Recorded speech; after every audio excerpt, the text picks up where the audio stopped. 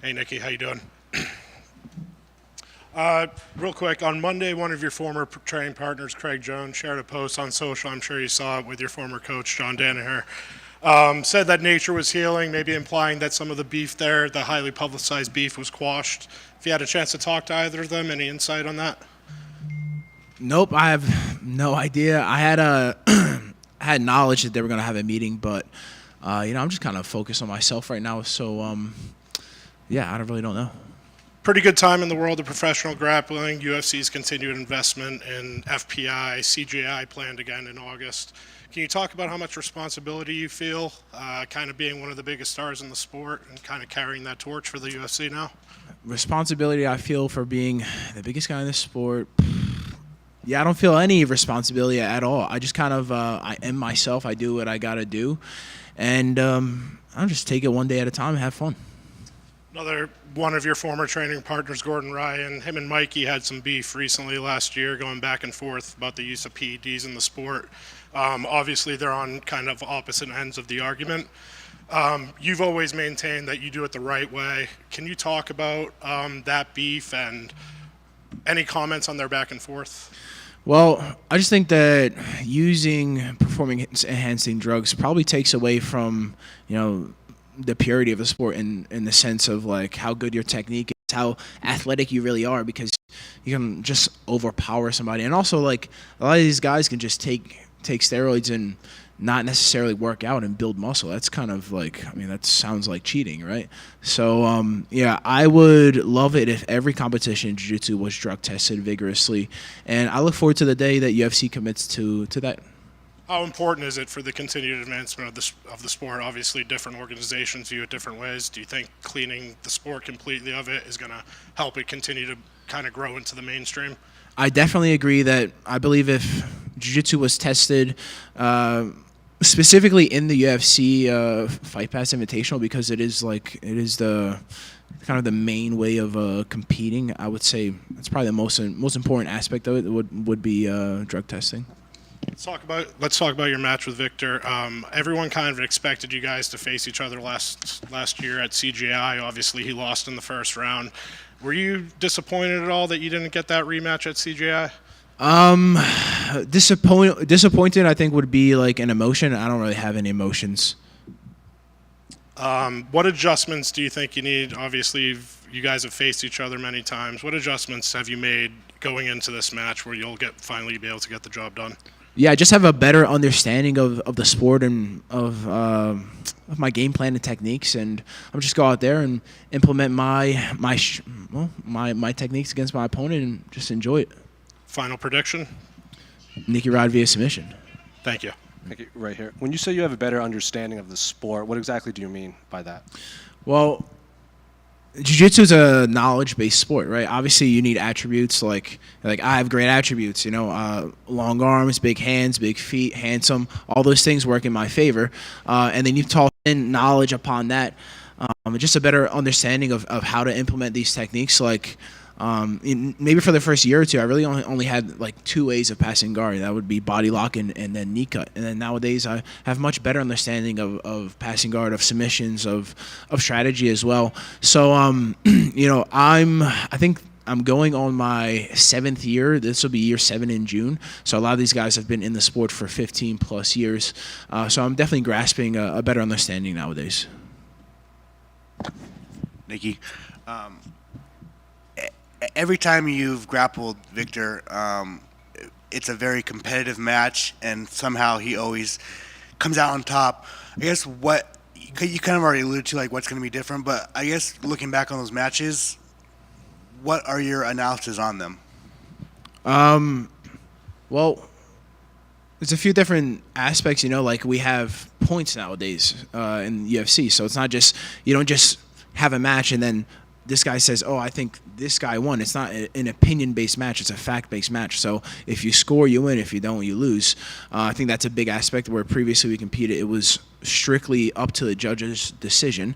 And then, I think it just comes down to a better understanding of how to do jiu-jitsu. I progress very fast in this sport, and I have a great team behind me that helps me learn constantly. And I'm excited to implement these new techniques upon my opponent. So good luck. I saw Craig was back in Austin. I don't know if you guys crossed paths since he's been back, but you talk about your team helping you. What's it been like having Craig back in the gym? Yeah, it's good having Craig. I saw him for. He was there for a day.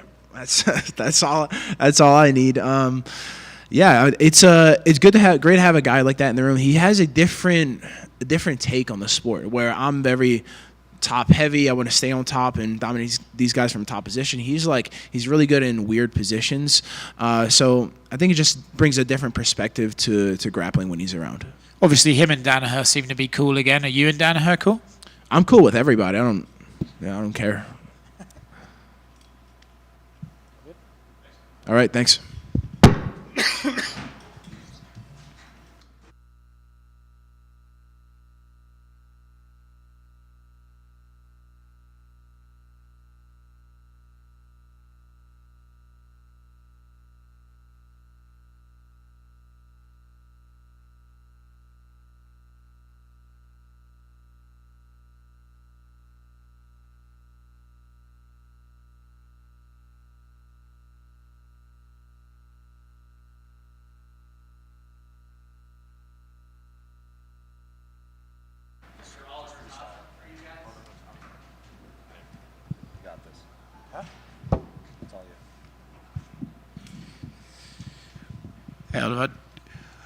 Another big event, on the UFC platform. Talk to us about the emotions heading into this one.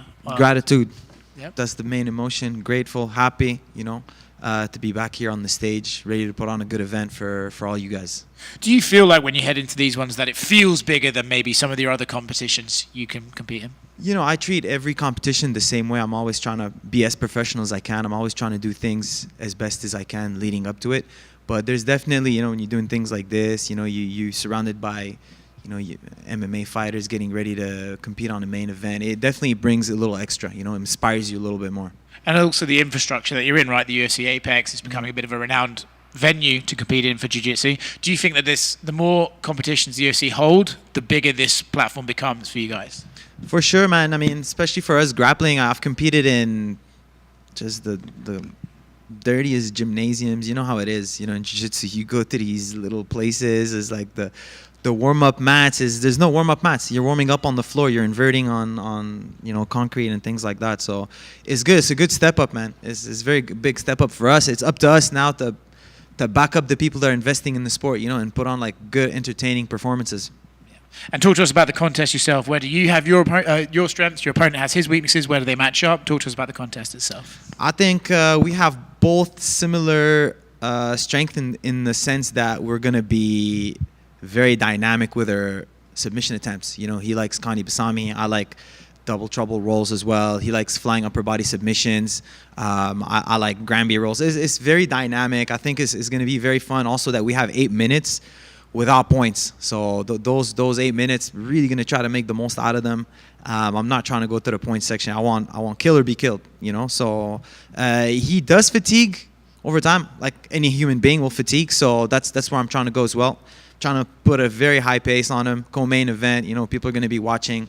We want to keep it entertaining, Right here. One of the hot topics in the jiu-jitsu world these days is obviously the performance-enhancing drug aspect of that. And guys like Nikki Rod was just in here. Mikey did the December one, and they're obviously very vocal, and they oppose it, and they want more testing, and they think this partnership with Fight Pass and the UFC is a good first step. I'm curious where you fall on that.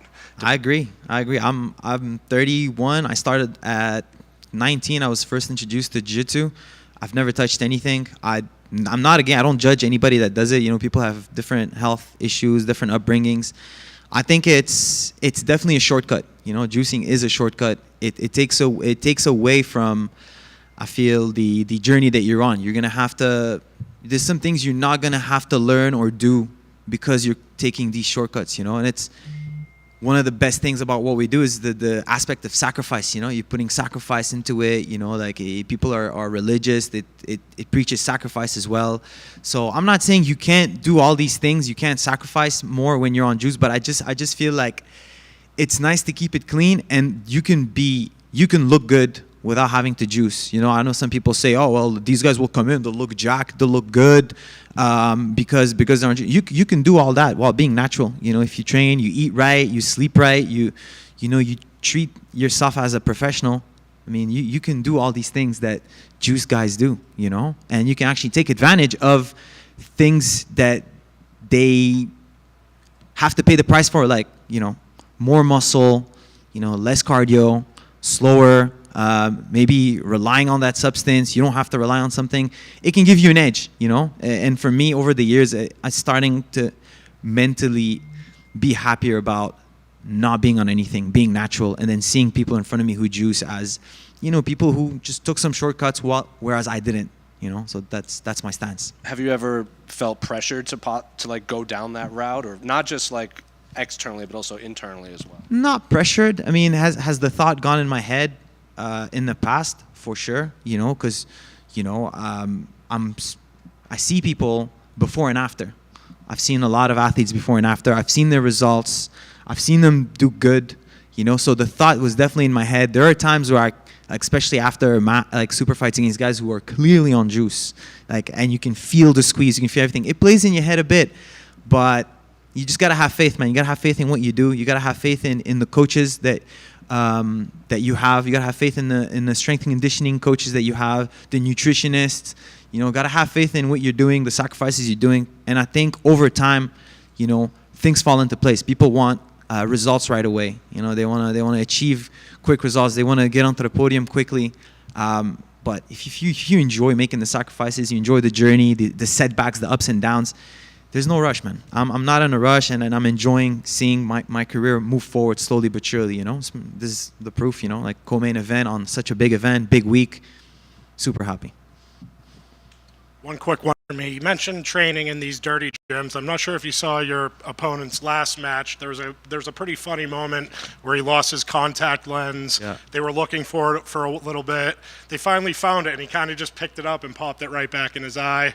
Kind of got some gas from the crowd. Is that one of the nastiest things you've seen out on the mats? Or that's very courageous. And I was listening to the commentary, and Gordon was saying that some guy did it, got staph in his brain and died. So knock on wood, man. Hope that never happens to anybody, you know, that's competing. But that you know, that's another thing about our sport. You know, it's very new. We're like kind of in the early stages of the sport. People don't maybe don't treat themselves the best way they can. They don't know, like, for example, like staph infections, ringworm, coming back from that, how to eat properly, how to, you know, strengthen your gut health. So, you know, those are, I mean, maybe he did it for the fans is good. I mean, I don't know how his vision would have been impacted, you know, during the match if he didn't put it on. But I definitely wouldn't recommend it, you know, amongst other things for health issues, you know, and for a sport. Thanks. Good luck. No, thank you.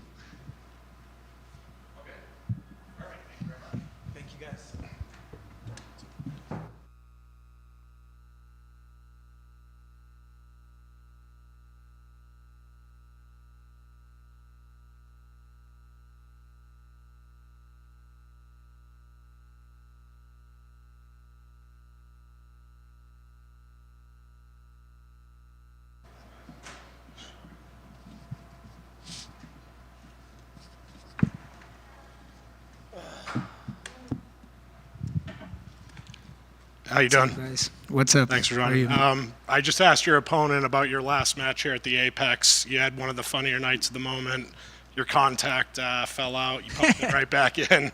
Any adjustments with the eyewear, new contacts or anything heading into this match? Yeah, this time I'll bring a pair instead of just an extra one. That way, if I need to just throw, because I rather, if the contact comes out, I don't want to stop the match and then go look for someone on the side to give me. You know, I just need the momentum to keep going, so no distractions. I would have taken out, but the previous match to that one, I did that, and it was kind of hard to wrestle. I'm not used to it anymore, I guess, to being blind. You know, living in America, man, I got spoiled. Now, with that said, this time I'll bring an extra pair. I'll just take it off. We go from there, and I'll put the spare after. Last couple times you've competed here, your wife has been on the card with you. She's not on this card. Any thoughts going on? Is there any pressure with her not being on the card? And How do you envision going into this match without her? Honestly, it takes away pressure because this time around I won't have to focus on both of us, competing. A lot of the times when she's competing, I want to be there in the corner for her no matter what. And she's always on my corner too. So that's extra stuff to do. This time, honestly, just no distractions. I'll be able to stay locked in, worry about my warm-up. Have no teammates either going this time around. I think it's going to be even better, honestly. Yeah, but I mean, when we do it together, it actually helps because I know she's going to win her match before mine, and then it puts me the pressure to win as well. Thank you. Good luck. Thank you. Renato, you are moving over to MMA. I guess what was the thought process in going from jiu-jitsu to MMA? So when I made the decision was before coming over this way to UFC Fight Pass Invitational. Things look a lot better now than it was looking then. I was just about to compete Worlds in the gi for the last time. I was training already a little bit of MMA, on and off for a few years. My wife used to fight MMA as well, so I was always around, get the beginner intro classes, and then once the jiu-jitsu schedule got busy, I would always, back out of it and focus on jiu-jitsu again. But that time around, I was looking for actually just go and wrestle. And then when I got there was no such thing as wrestling camp happening anymore. It was just MMA classes, so I jumped in anyway, and I enjoyed it a lot. And jiu-jitsu was becoming a little bit more stressful, and monetarily speaking, wasn't great either. So, I was already like 25, 26 when I made the decision. So it's been about 2.5, 3 years that I've been training for it. I already went through UFC, no. I already went even through problems with MMA contracts and things like that before I even fought, which kind of sucked. So it delayed my debut, but it made me better ready. So hopefully we'll be hearing something about in the end of this event. I'll be able to announce where I'm competing next, which is very soon, and it's going to be very exciting. How excited are you? Well, I'm super excited. I'm actually having a hard time to stay locked in on this match, knowing that now my MMA match is about to come in, So stayed professional, trained as all my jiu-jitsu trainings first, and then did MMA. My MMA trainings now towards the end, slow it down, and just kept as, what is it called? I just kept the momentum going, but not as intense as usually is. As soon as this match is done, I'm right back to it. And then, then full-on sparring, doing everything I need to do to prepare for the fight. But I'm super excited, honestly. For you, how different is it training MMA from just training jiu-jitsu? I mean, it's just a lot of extra stuff to worry about, I feel like coming from jiu-jitsu, we do have a little bit of an advantage as far as we train a lot like retards and we spar a lot for no reason. Every single day we have to have 5 rounds in each training. So it's 5 in the morning, maybe 5 later on. So we are always doing the sparring part of jiu-jitsu. So you're always grinding, always pulling, always starting. So I feel like that helps a little bit with like power, but at the same time, while you don't have the coordination, you just look a little bit retarded. So like I said, I've been training for about 3 years now. Things are starting to look better and better.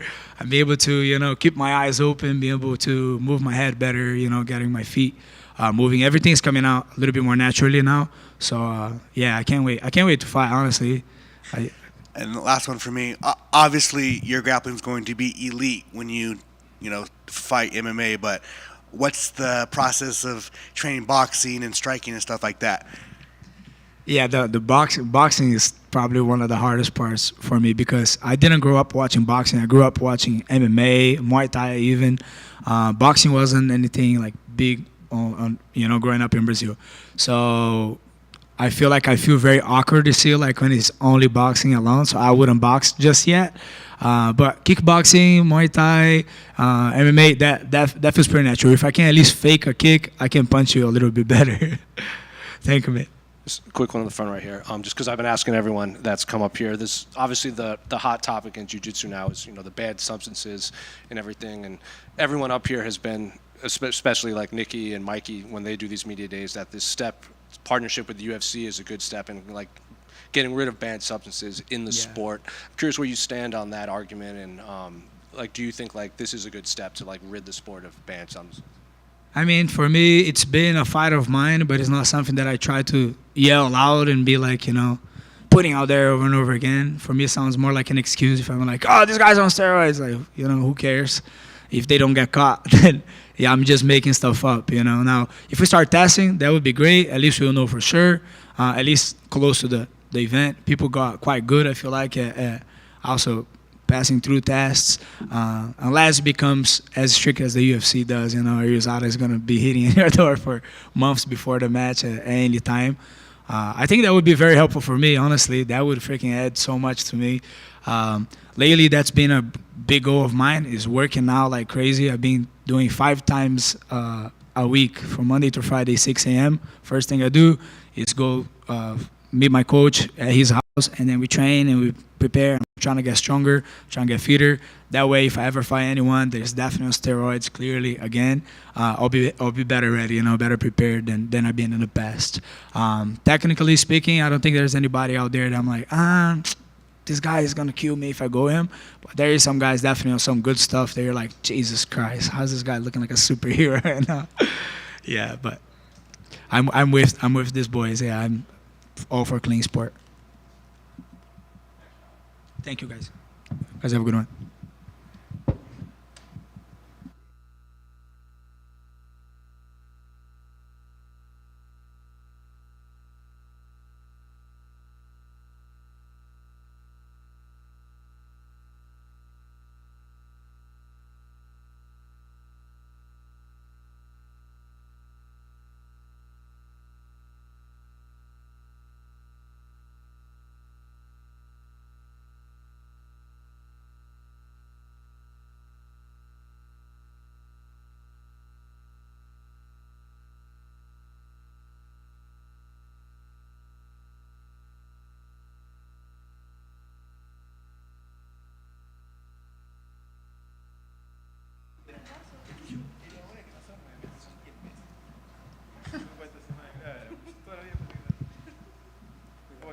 Victor, front right here. Victor.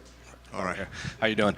I'm curious, you know, big match, big main event match for you. I'm curious, does this just feel bigger to you just knowing, you know, you're here at a UFC media day, you're talking to media that doesn't normally cover jiu-jitsu, usually cover MMA, but the UFC seems to really getting behind the sport, and obviously you being in the main event. I'm curious just how this week has, as a whole, has been like for you. Definitely feels different. I think we train, we live for moments like this. We win tournaments, everything kind of like more in our niche of our sport, but having a chance to kind of like break out of that niche and be here today is something that we work really hard for, and I'm really excited, you know, just grateful.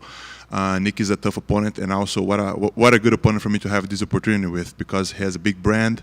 I think he's the most winning guy inside this promotion, so I think it's just a perfect opportunity for me.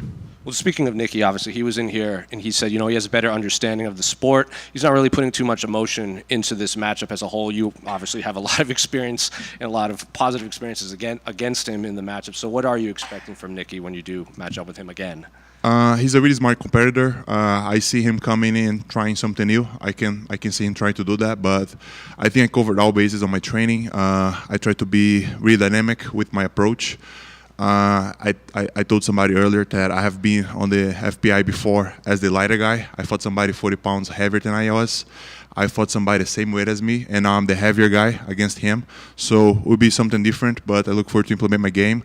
I know he's sharp. He's coming off big wins. You know, he's a millionaire now, but he's also a dad. So there's 2 weights to it. So I look forward to see how that plays out and just have fun, put on a show, and represent my country and myself. Have you seen an evolution in his skill set since your previous, like from your first time matching up with him to now? Have you seen a progression, or is he relatively kind of the same grappler as back then?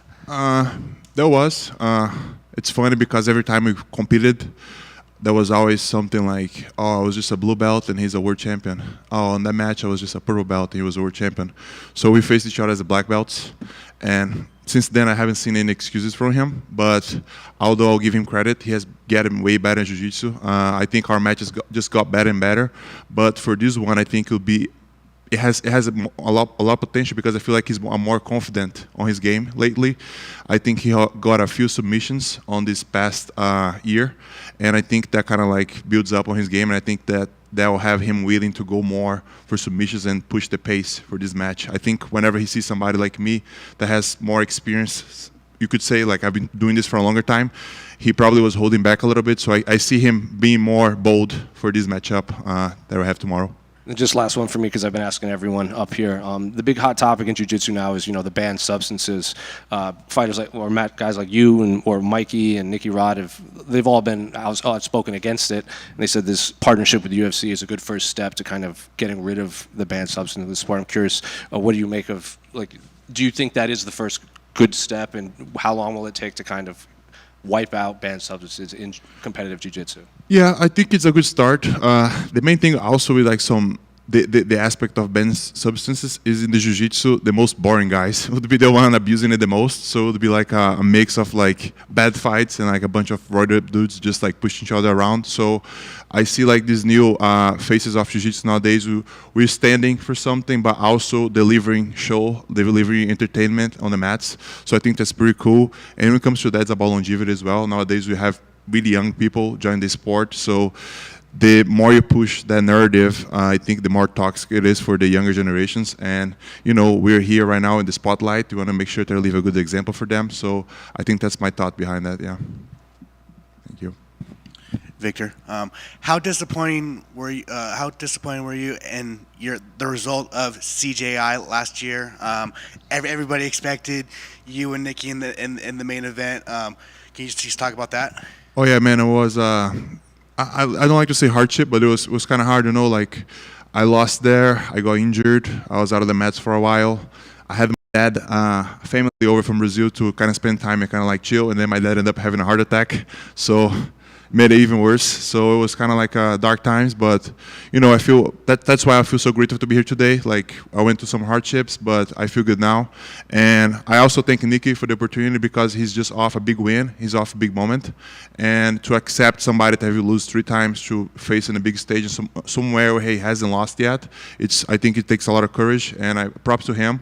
But yeah, it definitely was a tough phase. But I think that's what it's about. Every champion, he goes through that, through those times, and you gotta, shine the light on you and push forward. And that's how I felt. I feel healthy. I feel good, and I look forward to show my newest version tomorrow. This might be a silly question, but you've grappled him 3 times. You've beat him all 3 times. Do you think that is like in the back of his head a little bit? I don't think so, but I think both of us, him more lately, we strive for the submission. You know how much of an impact it is when you win by submission. I think from MMA, when you win by knockout versus when you win by split decision, there's a big influence there. So you always want to make sure that you want to deliver the submission, because you want to make a statement. So on our previous matches, we haven't submitted each other yet. So even though I have the wins, I think we have unsettled business, if you could say that. So I kind of have this feeling. I have won, I like winning, but I think he also feels the same way, like, he has beat me, but he hasn't submitted me yet. So I think that's kind of like what brings the fighter behind this match. I think we have more to prove. As I said, we have unsettled business, and I look forward to set it tomorrow. And finally, for me, do you think the rule set for tomorrow favors you or him, or do you think it just does not matter?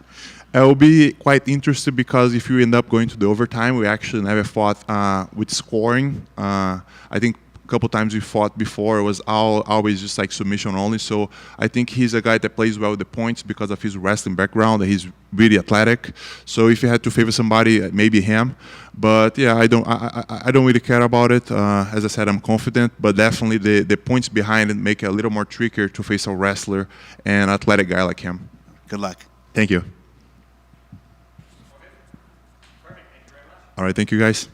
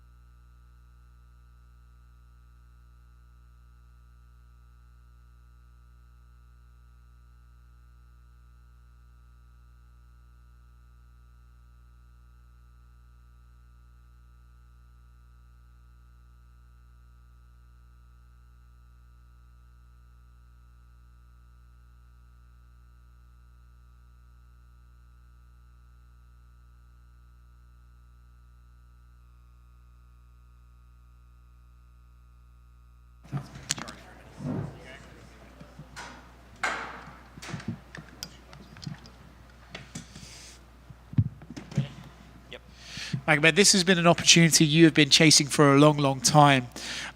Maybe that length was caused, in fact, by Alex Pereira, but now that it's finally here, how excited are you to finally fight for the title once again? Ты очень долго охотился за этой возможностью. Возможно, что такое долгое время, потому что тебе не разрешал Перейра, не давал тебе эту возможность. Но теперь, когда у тебя эта возможность есть, когда ты в преддверии титула, какие ощущения? Ощущения словами не описать. Мы так долго ждали этого боя, которого я заслуживал так долго. Около года я преследую за этим поясом. Но сейчас дали мне возможность биться за пояс. Я мотивирован. Этот бой будет совсем другим, необычным. Can't even explain what I'm feeling right now. This has been a really long time that we've been hunting this belt. We've been waiting for this opportunity. Over a year, I think we've been asking for it. And now we're finally here. Now we have this opportunity. I'm 100% motivated, and this is going to be a very different fight. Up until now, I think any of the comments made between you two have sort of been a little bit disrespectful, but with no real ill intent. And then over the last couple of days, Alex Pereira has taken offense at words you've said about alcohol use, and he suggested that maybe you're using Ramadan as an excuse. Do those comments maybe put this fight in a different ray of light for you? До последнего вы чуть-чуть переписывались на Твиттере и так далее, но все было как бы достаточно гуманно. Но в последнее время он, судя по всему, обиделся на то, что ты сказал про алкоголь. Еще он сказал, что возможно, что команда пользует Рамадан как отговорку. Вот эти вот последние высказывания, они перевели бой на какой-то более личный, чем раньше до этого был? Мы никакую личность не перешли, мы просто сказали, что тебе нужно тренироваться, у тебя предстоит бой, он где-то на турнирах веселился, мы просто ему сделали такое. Наоборот, это для него, он должен был бы воспринять так, как поддержку, что мы переживаем за него. Но это его решение, так что это ему не на пользу. Yeah, we weren't trying to make it personal or anything. We were just saying maybe we were worried about him, that he's kind of all over the place, all of these different UFC events and stuff like that. Maybe he should have taken it as us being worried about, him spending time doing something rather than being prepared for the fight. But whichever way he took it, it's up to him. It's not going to help and will make it worse. And of course, obviously, there's been a lot of discussions about your strategy for this weekend. So can you just put us out of your misery? Are we striking or wrestling against Alex? Ну и чуть-чуть проговорим про стратегию. Есть разные стратегии, которые ты можешь выбрать на этот бой, но давай подумаем, ты все-таки выйдешь в стойки или ты хочешь сразу его перевести? Мы выйдем в стойки, а дальше уже посмотрим. We'll come out there in a stand-up and then we'll see what happens. Magomed right here. A lot of people view Alex as maybe the biggest star the UFC has right now because he's active and he wins so exciting. And especially with Israel losing and Sean O'Malley losing, they might have lost some star power, but Alex is kind of viewed as like maybe the face of the promotion right now. I'm curious, have you felt that from his fans? Because they seem very vocal too, especially during fight week. В данный момент, скорее всего, Алекс считается звездой номер один в этой компании, в этой лиге, потому что был Шон Омелли, он проиграл, был Израиль Десания, он проиграл, и поэтому теперь он как бы единственный, который, тащит на себе эту компанию. Как ты думаешь, сейчас очень много фанатов за него, именно поэтому считаешь ли ты, что он самая большая звезда в этой компании? На самом деле, на сегодняшний день можно сказать, что он большая звезда UFC. Но я думаю, его время уже пришло к концу, и у UFC будут новые звезды и новые чемпионы. Yeah, you could say that maybe he's the biggest star in the UFC at this moment, but I think that maybe his time is up at this point, and now UFC is going to have new faces and new stars coming up. Obviously, you felt that you had beaten Jan Blachowicz the first time you fought him for the undisputed title. Since that day, have you felt like the uncrowned champion, and maybe Alex and other people have been fighting for a belt that you felt you had won all the way back that time in December? Тогда, когда был бой против Блаховича, ты считал, что ты заслуживал выиграть этот пояс и что ты был чемпионом, но тебе этот пояс не дали. Кажется ли тебе, что ты остался как королем без короны, и этот вот пояс, за который люди сейчас все это время дерутся, и пояс, который у Алекса, это пояс, который по-настоящему принадлежит тебе? Так и было, но получилось так, что мне пояс не дали. как бывает без короны король. Это не так. Сейчас мы будем биться за настоящий пояс. Есть чемпион, есть претендент, и мы сейчас определим, кто по-настоящему чемпион. Yeah, I think that's what it was. I think I did deserve to win that title, but I wouldn't say that I'm crowned king or whatever. Right now, we have a champion, we have a contender. We're fighting for an actual belt that's there. So we're gonna see who the real champion is. When Alex put that tweet out where he made the bet for the 200K to charity, did you just kind of roll your eyes at it, knowing that you can't make a bet like that, but you would be willing to do something maybe offline for a charity? Когда вышел вот этот твит насчет ставок, да, 200 тысяч, ты просто как бы закатил глаза по этому поводу, сказал, что ты же знаешь, что я не могу ставить ставки, это против моей религии, или ты сказал, что мы можем это сделать, но каким-то другим образом без ставок. Какие у тебя были мысли по этому твиту? Ну, мы так четко и ясно выразили свою мысль в Твиттере. Как мусульмане мы не одобряем это ставки, и мы никогда не делаем ее. Если он хочет какое-то пожертвование сделать, у нас есть возможность, мы можем сделать это по-другому. Yeah, we were really clear about it online. We said that, as Muslims, we cannot do bets, and that's not something that we support or that we look to do.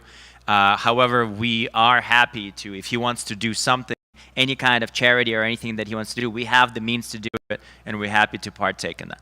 He made a similar bet with Khalil Roundtree about no one shoot for a takedown. Let's make first one to shoot for a takedown has to donate to a charity or something like that. Why do you think he's making these bets? Is it just kind of to play mind games, or what do you think that it's all about?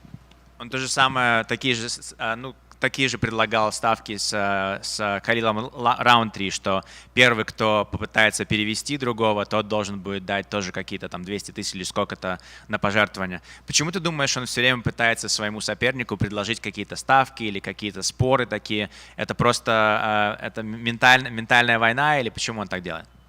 Ну, я не знаю, какая война, но на меня не действуют никакие войны, которые он делает в интернете, или какие-то разговоры. Ему предстоит биться со мной. А если он, повторюсь еще раз, если он хочет какое-то пожертвование сделать, мы можем это сделать по-другому. Так и передайте ему. I don't know if it's mental warfare, whatever this warfare is, it doesn't work for me, so I have a fight against him. I don't care what he writes online or what he says online, what he tweets. I don't care about that. Again, I will repeat that. If he wants to do some sort of a charity donation, I'm willing and happy to do it. Tell him that. Magomed over here. Magomed, you've discussed a little bit how you've had to change your fight week due to observing Ramadan. Can you just talk about some of the changes you've had to make specifically compared to your other fights in the past? Ты говорил, что приходилось кое-какие изменения ввести в подготовку из-за того, что это Рамадан. Ты можешь проговорить, какие именно, что именно нужно было изменить для того, чтобы соблюдать Рамадан и все же быть готовым к этому бою? Ну, если говорить о подготовке, мы подготовку прошли до Рамадана. В Рамадан получился именно та неделя, в которой мне нужно попить много воды и весогонка. Для этого мне пришлось просто пропустить пару постов и чтобы войти в вес, попить много воды. If we're talking about the training or the training camp, the preparation, that was done before Ramadan, so there was no issues with that. The only thing that we had to change is because the week of the fight is Ramadan, what I had to do is I had to break a couple of fasting sessions because I have to drink a lot of water in order for me to be able to make the weight. Other than that, everything is the same. Thank you. Oh, Magomed right here. Where are the signature sunglasses today? Где твои очки, в которых ты всегда приходишь на пресс-конференции? Сегодня тренер забрал у меня их. The coach has taken them today. I don't know why. And a guy that's been pretty, I guess, critical of Alex Pereira in the past, Jamal Hill's gone on record. He's picking you this weekend. He says he thinks you just have more ways to win. What are your thoughts on that? Джамал Хилл, который очень часто критикует Перейру, выбрал тебя как победителя на этот бой, сказал, что у тебя намного больше оружия, которые ты можешь использовать для того, чтобы его победить. Какие мысли, потому что он тебе дал привилегии? Но мнение людей меняется по-любому. Кто-то за меня, кто-то за него. Ну, что я могу сказать? Я могу сказать ему спасибо за то, что он выбрал меня. People's opinions, they change. You know, some people think one way, some people think the other way. It changes, but what can I say? I guess thank you. Thank him for picking me. Салам алейкум, Магомед. Сегодня, я не знаю, видел ты или не видел, Перейра снова высказался на твой счет по поводу того, что он видел в лобби отеля сумку с едой, которую тебе привезли, и обвинил тебя в том, что ты якобы не соблюдаешь Рамадан. Видел ли ты это и какая твоя реакция? Alex Pereira today went on record saying that he saw in the hotel that there was food delivered for you to eat, which means that you do not fast, as you said, that you're not going according to what Ramadan is supposed to be. So, what can you say about that? Алейкум ассалам. Ну, мы видно же вот по этой суете, что он очень сильно переживает. У него в голове какие-то мысли непонятные. Ну, я понимаю его, он переживает. А так, насчет Рамадана, я еще раз повторюсь, мне пришлось отпустить пару постов. Это будет сегодня и завтра, получается, у меня 2 поста я пропускаю, а других моментов нету. А так, то, что он, конечно, он может видеть. У меня там сейчас, если даже посмотреть, открыт холодильник, там будет на мое имя еда. А если он захочет, пусть себе заберет. Yeah, I mean, he's obviously really worried about me and what I'm doing, and he seems to be nervous, so he's following all these things. And I mean, what can I say? I'll tell you again. I had to break the fast a couple times because there's something that I need to do in order to make the weight and in order to be prepared. So, you know, he seems to be way too concerned with that. I mean, even if he goes to a fridge right now and he opens the food and he'll see that there's food with my name on it, the UFC food that was given to me. If he wants, he can take it. Эта нервозность, как ты говоришь, Алекс, и того, что он переживает за бой, это может быть твоим преимуществом? The fact that he's seems to be pretty nervous and seems to be concerned about all these different things, do you think that it's going to be an advantage for you? Ну, я не думаю, что из-за того, что он нервничает, преимущество. Я думаю, в любом аспекте преимущество будет на моей стороне. Ну, я так думаю. I don't think that it's this nervous energy of his that is going to be into my advantage. I think that I already have many more advantages for this fight. И последнее от меня. В UFC все-таки любят медийных, открытых бойцов. Ты, у американской особенно аудитории, ассоциируешься с закрытым, суровым человеком. В случае, если ты станешь чемпионом, готов ли ты стать более медийным? I know that in America specifically, they like, you know, loud, media-friendly fighters. You're more of kind of like a brooding, concentrated type of person. If you were to become a champion, are you willing to be a little more open and talkative with the media? Скажу так, да, я понимаю, что я мало выкладываю в интернете или показываю себя мало, но медийным быть, делать какие-то дурные вещи, чтобы люди посмотрели, я не собираюсь. А так как человек, как на самом деле, какой я, наверное, скорее всего, буду показывать дальше. You know, I understand that it's important to be open with the media and stuff like that. I don't really do that much. I don't really post too much on social media and things like that. But you know, when it comes to being a little more open, to do what? To post some silly stuff on the internet just for the people to like you or something? That's not something I'm going to do. But if I'm going to be a champion, I'm going to try and be, you know, a little more open and aware of the media. Спасибо, хорошего боя.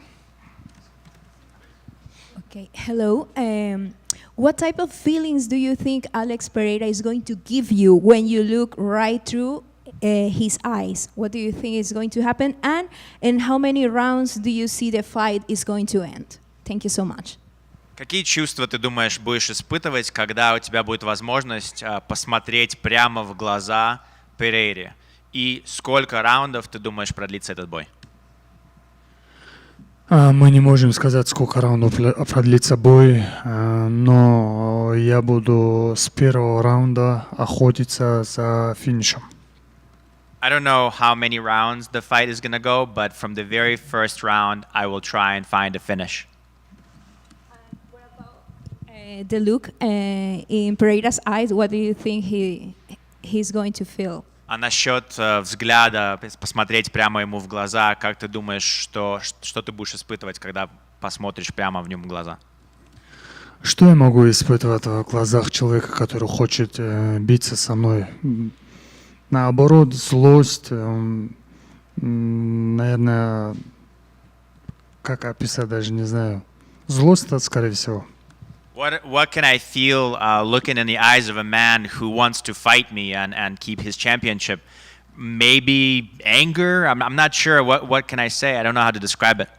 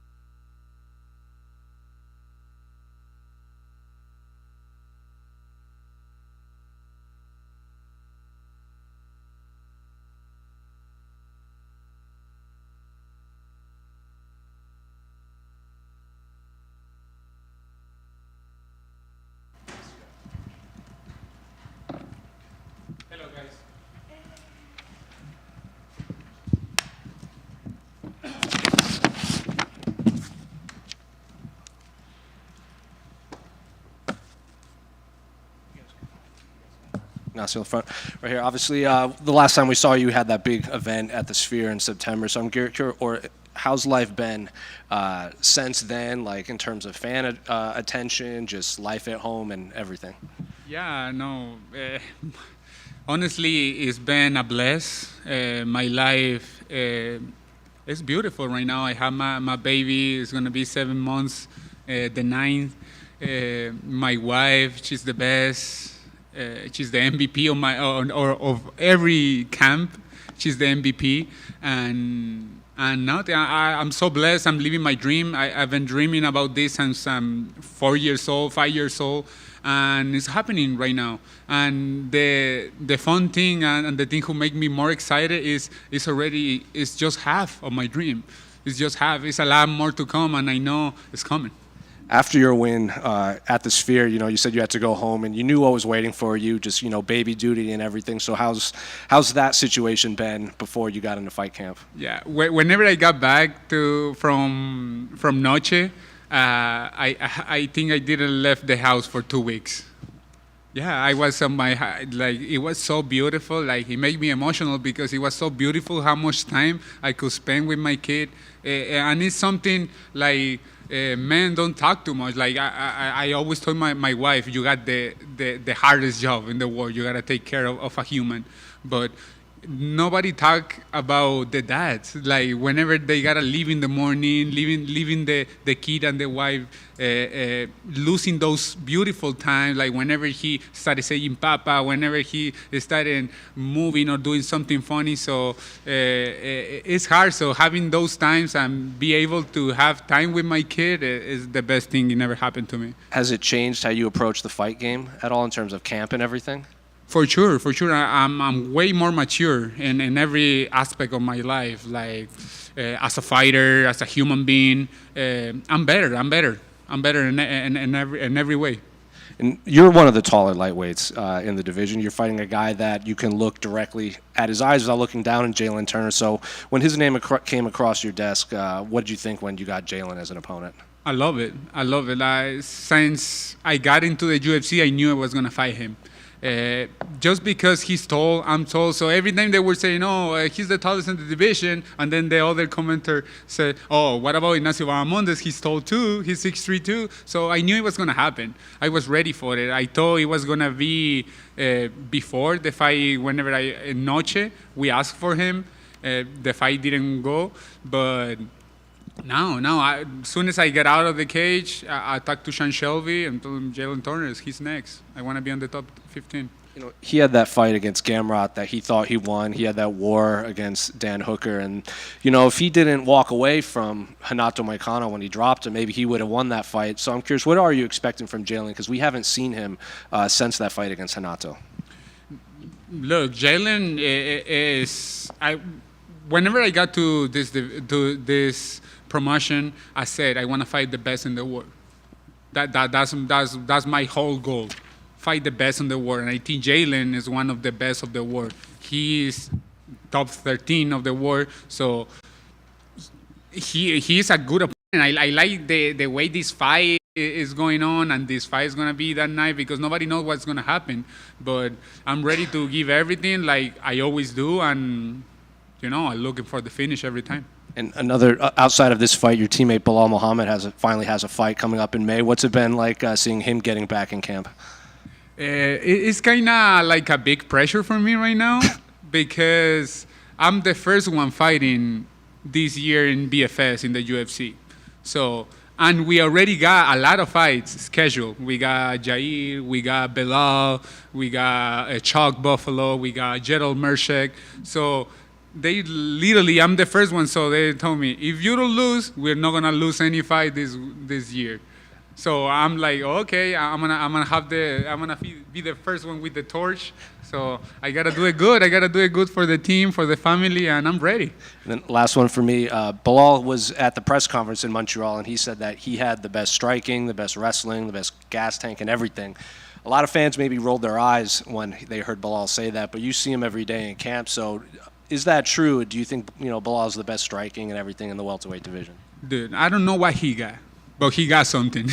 He got something. Like you don't understand how tough and how hard is Belal's pressure till you have it in front of you.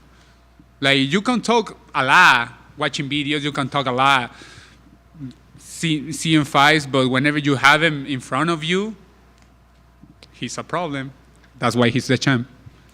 ¿Qué tal, Ignacio? ¿Cómo estás? Bueno, qué gusto verte nuevamente. Preguntarte, este adversario que te toca este fin de semana, ¿tú crees que va a ser el oponente más difícil que hayas tenido hasta ahora? Hola, ¿qué tal? Sí, claro.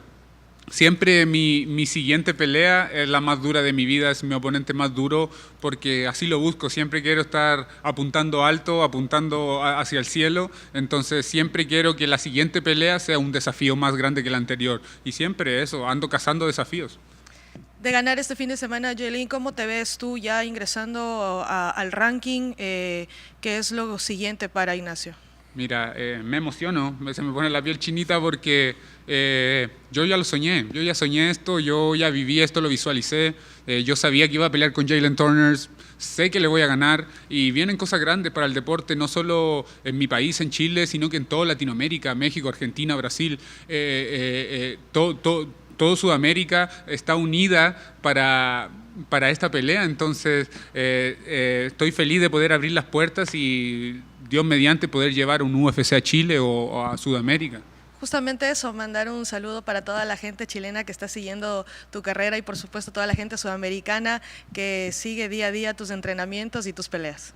No, nada más que decir que gracias a toda mi gente latina, a mi chileno, a mi latinoamericano, mexicano, por todo el apoyo. Siempre cada post o cada cosa que sube el UFC se llena de cosas chilenas, se llena de vamos jaula, te apoyamos desde Argentina, te apoyamos desde México, te apoyamos desde Colombia, desde Ecuador. Entonces, eso me llena de alegría porque siento que me mandan su ki, me mandan su poder y yo sé que ese día cuando esté saliendo, cuando esté caminando hacia la jaula este sábado, todos van a estar con sus manos levantadas hacia la televisión para darme su poder, mandarme su ki y poder hacer la genkidama más grande del mundo. Sí, total, en Ecuador te seguimos muchísimo, así que un saludo para ti. No, ahí Ecuador, ahí tengo un amigo de Ecuador, José Ignacio, ahí un saludo también. Ignacio, aquí, ¿cómo estás? Gusto saludarte nuevamente. Una vez me dijiste que cuando naciste tu primera pijama fue un gi. ¿Ya se lo compraste a tu bebé también? Sí, mira, la verdad es algo mucho más profundo que eso porque yo salí del hospital con un traje de karate, ¿verdad? Pero ese traje de karate lo confeccionó mi papá con sus propias manos. O sea, no lo llevó, no lo compró de una tienda, no lo compró hecho, sino que él lo confeccionó con sus manos, el que me hizo a mí.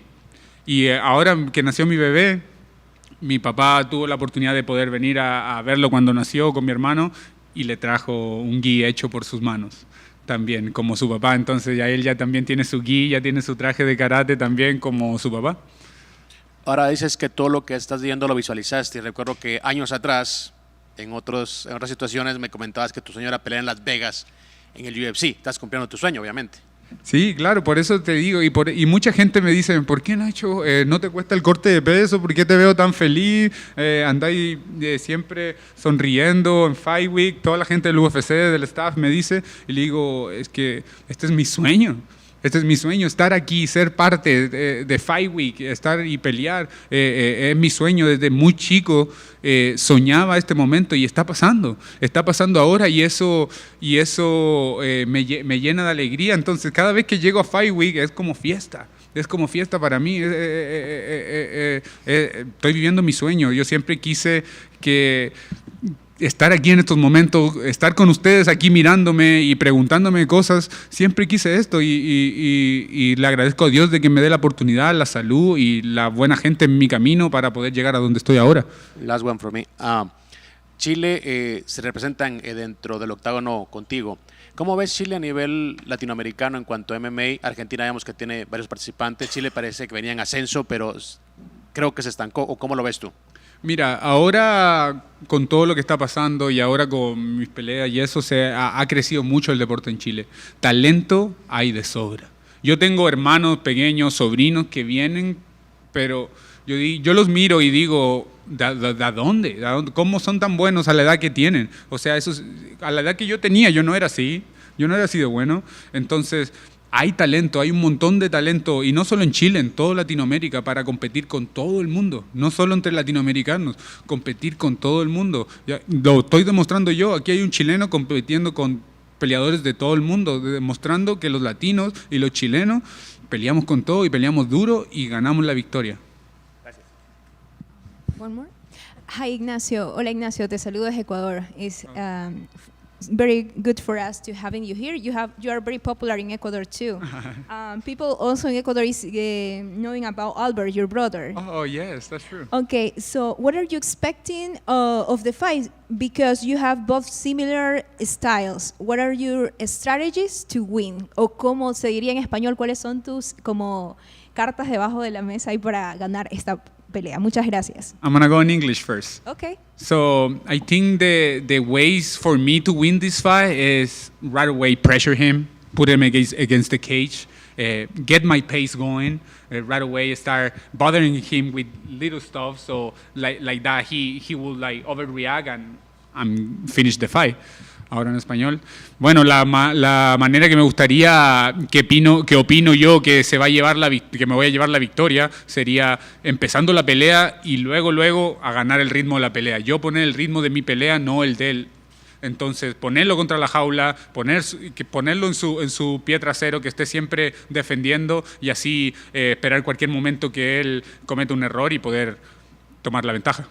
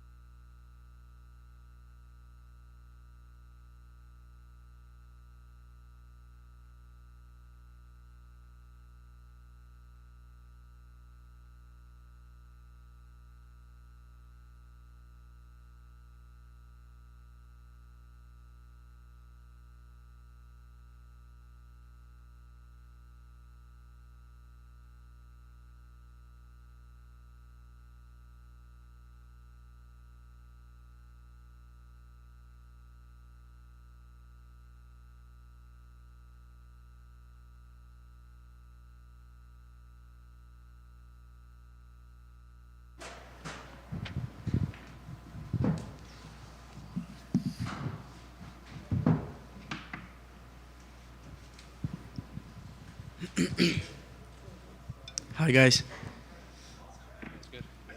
Well, Rafael, in the front, right here. It's obviously it's been a while since we last saw you. The last time we saw you in a fight, you got hurt, and then it's been the last several months. I feel like you've been calling for fights, asking why people aren't calling you out, but now you have an opportunity to rematch Justin Gaethje. So I guess how's the last week been since not having a fight to now getting to rematch Justin on such a big card?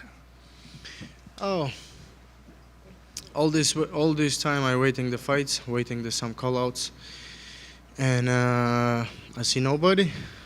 So I make my decision. I have to look my weight. I have to check my weight every day, watch my weight, and stay in shape maximum how I can.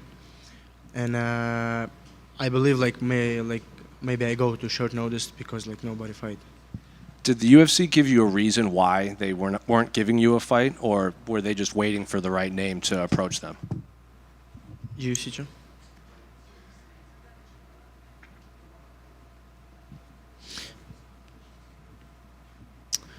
Honestly, no. No, I don't hear nothing from them. I'm just waiting and something from them all of this time. Yeah. I'm just saying to my manager like, hey, like if you have some message from UFC, don't ask me. Like I say yes for you, for everybody. Top 15, top 10, not rankings, debut guy or somebody. Like just don't ask me. Like say yes, I'm ready for. I just wanna go fight. And I'm sure you've seen the interview of Justin said the fight against you and the fight against Michael Chandler, maybe he had a safer approach to fighting, and he said that wasn't the right decision. A lot of fans are expecting him to be the old chaotic Justin Gaethje in there. So I'm curious, what type of Justin are you expecting on Saturday?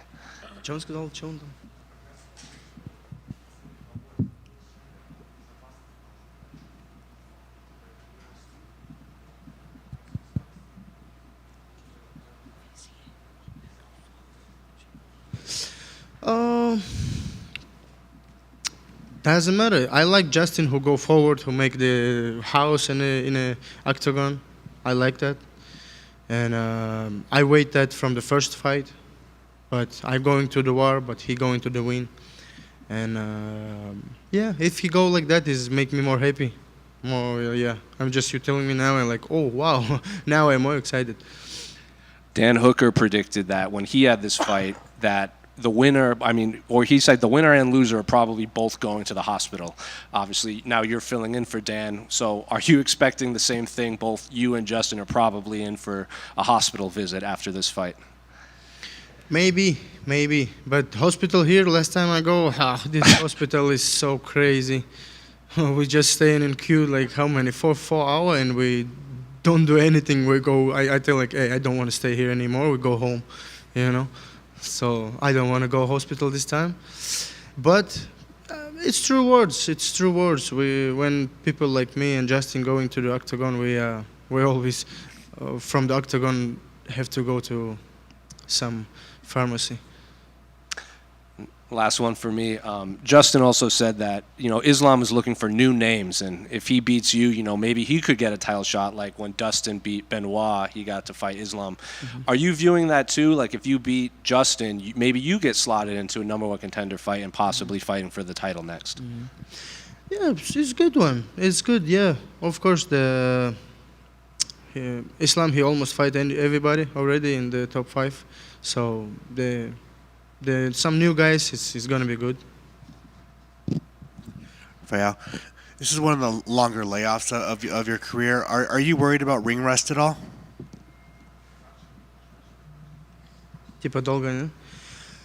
Sometimes yes, sometimes I'm thinking like, oh, I very miss that. And sometimes when we very miss for something, and when we try it first time, after a long time, it's going to be good. Yeah. Maybe not easy, but always gonna be good. For me, it's like I very miss for that, very. And I know myself. Like every time when I'm not trained long time, and first day I come back to training, I'm do like very nice training, and I feeling good, and I'm really enjoyed. So and this time I believe it's going the same. I'm really enjoyed, and with good energy. I miss that so much. Were you ever offered a rematch against Gamrot? Yeah. They give me a rematch against Gamrot. The match February 1st in Saudi Arabia, and I say yes, let's go. But after everything changed, it's the same. Like sure, you fight February 1st against Gamrot. So I'm say yes, let's go. And like after a few days or 1 week, I see he start to call out some Paddy Pimblett or somebody, and I think oh my God, what happened? Like how it's happened? Like we have fight. So I'm ready. Before. Do you find it kind of funny that technically he has the win over you, but you got this fight over Gamrot?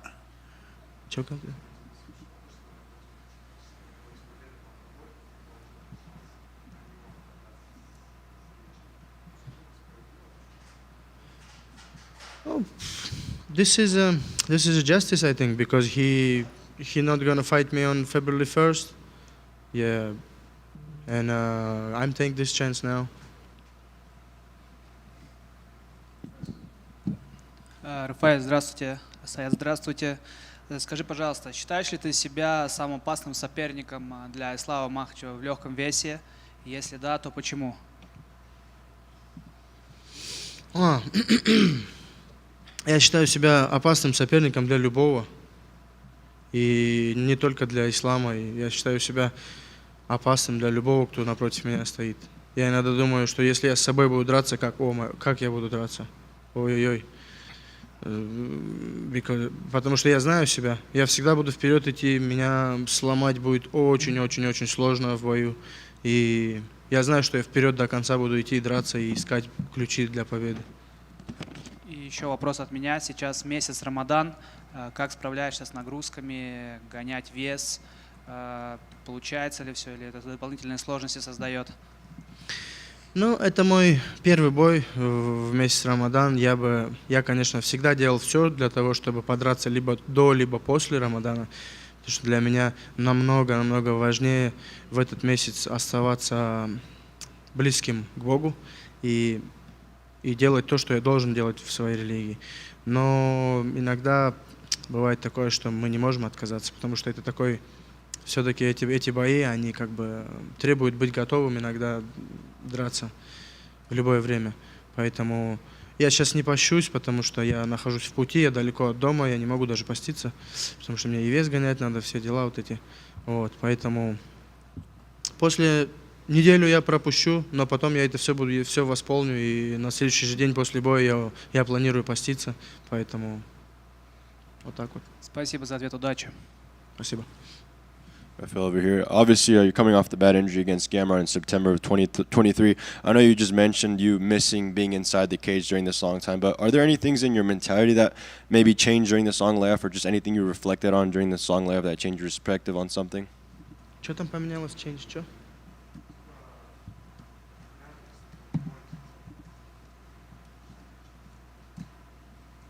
Против Гамрута? Против Gaethje? Oh yeah, I think I'm learned from first fight. Like I don't have to follow emotions. No, have to follow your character. Sometimes have to forget about your character and stay cold. Yeah, and follow game plan. Awesome. And obviously your opponent, he's coming off a war and a knockout loss against Max last year. Given how that fight went, do you see him being any more vulnerable to anything you throw his way, or do you think we'll see just the same version of him every time he steps in? I think I don't think it's changed him. It's tough, yeah. It's hard. I think it's very hard to come back after knockout like he have, but he do it all his life. I think he sit in a home, think about that, forget about that, and come back to camp and training and come back to fights. Awesome. And last one for me, obviously, the fans have seen you throw out some unique call-outs at times, even talking to Hasbulla after your fight. Do you think we'll see any of that this weekend if it goes your way, or is that all behind you now? Yeah, this week I'm still thinking. I'm still thinking what I do after this fight. I'm prepared something funny, something you like, guys. Rafael, back here to your left. Taking the fight on short notice, having a limited window for preparation, how much time were you able to allocate to actually putting together a game plan for Justin?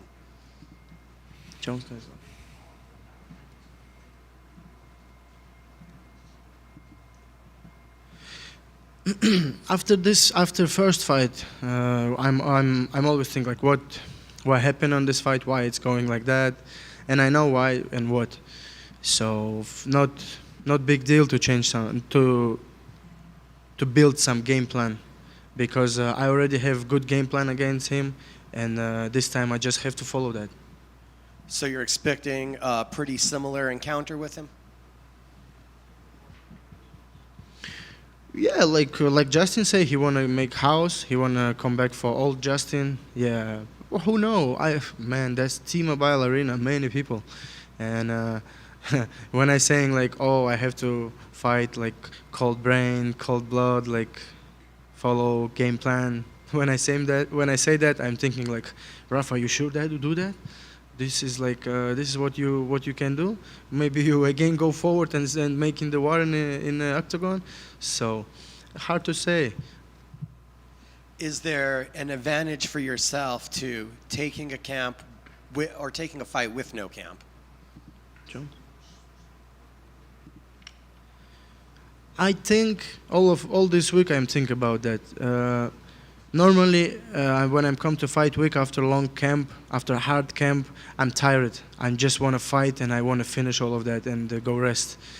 But now I now have all this. I now have all camp and I'm not tired. I'm just come fresh. I just have to make weight, and yeah, this time I now have this feeling like, oh, I want to finish that and go home.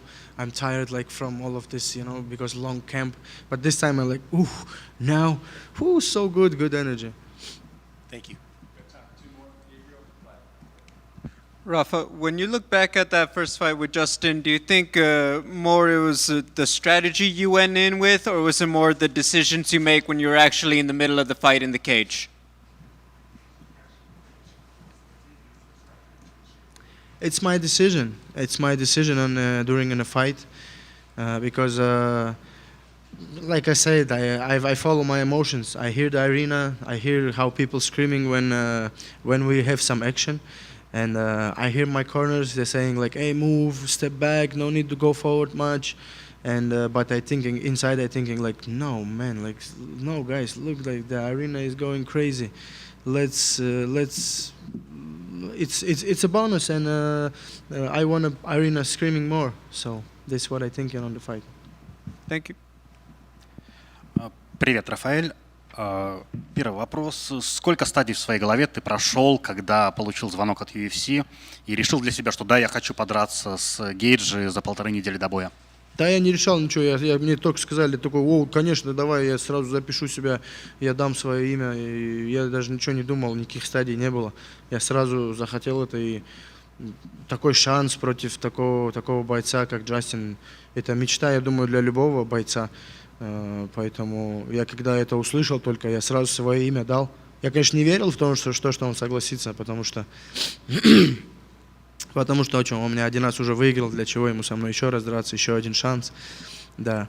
Но я не раздумывал, я думал, да, я дам свое имя, я не верю в то, он согласится, но если он согласится, когда он согласился, когда мне сказали, что все, пакуй вещи, ты едешь в Америку, я так счастлив был, я так радовался. Да, и до сих пор радуюсь. Когда я его увидел здесь, его тренера первый раз, вот вчера, я ему руку подошел, пожал, говорю, эй, мэн, говорю, спасибо, у меня сегодня день рождения, и я говорю, за подарок на день рождения спасибо, я считаю это подарком на день рождения, то, что подраться с тобой еще раз, для меня это как подарок.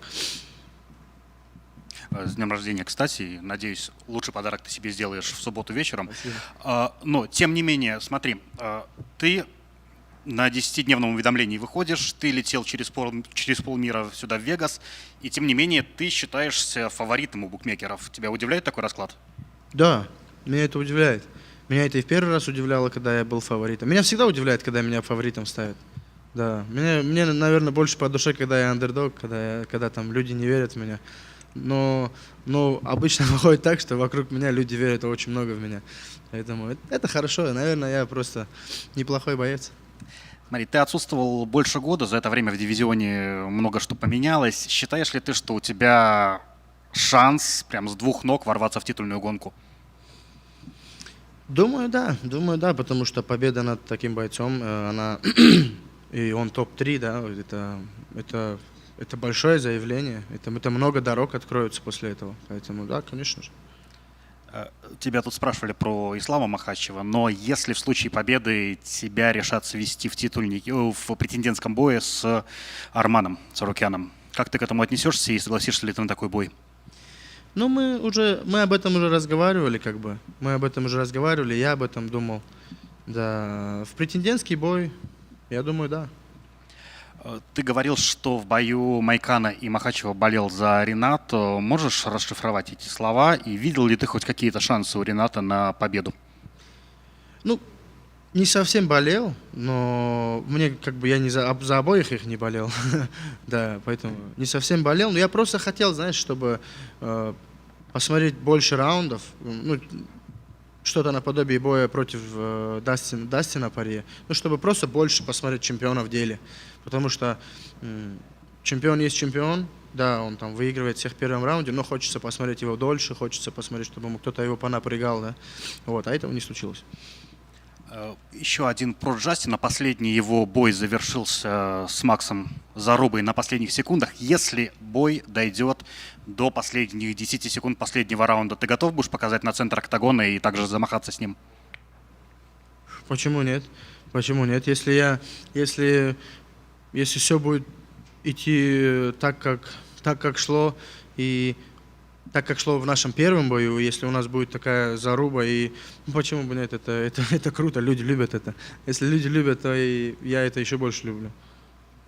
И последний от меня. Сейчас Илья Топуря заходит в лайтвейт, и ты не думал о том, чтобы провести бой с ним? Потому что стилистически, мне кажется, вы вдвоем могли бы устроить хорошее шоу.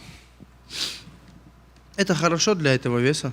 Этот вес самый опасный вес. Наш вес самый опасный вес, самый конкурентный вес. Весь мир находится около 70 килограмм мужчины. Поэтому у нас большая конкуренция. И у нас реально там, на кого ни посмотри, все опасные ребята. Топ-15 все мощные ребята. А за топ-15 там еще тоже мощные ребята сидят. Поэтому еще одна звезда в этом весе, это очень хорошо для нас. Вот. А насчет боя против него, то я думаю, что когда два ударника встречаются хорошего уровня, это всегда интересно. Вот. Спасибо большое, удачи в бою. Спасибо.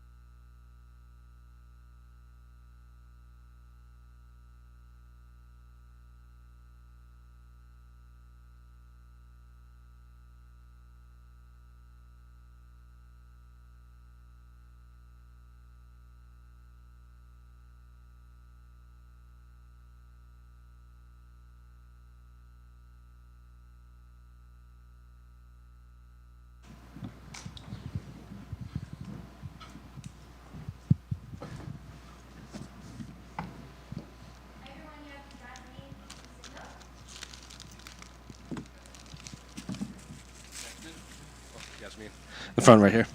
Obviously, another big fight for you, another former title challenger, another top 10 fighter. So I'm curious, just how's camp been? How's fight week been? Just the emotions entering another fight against a fellow Brazilian. Mais uma luta grande para você, né? Mais uma mina ranqueada, mais uma ex-desafiante do cinturão. Queria saber um pouquinho como é que está sendo essa semana de luta, como foi camp e como é que foram as coisas. Isso é muito bom. É sinal que eu tô com moral com a organização, né, com o patrão.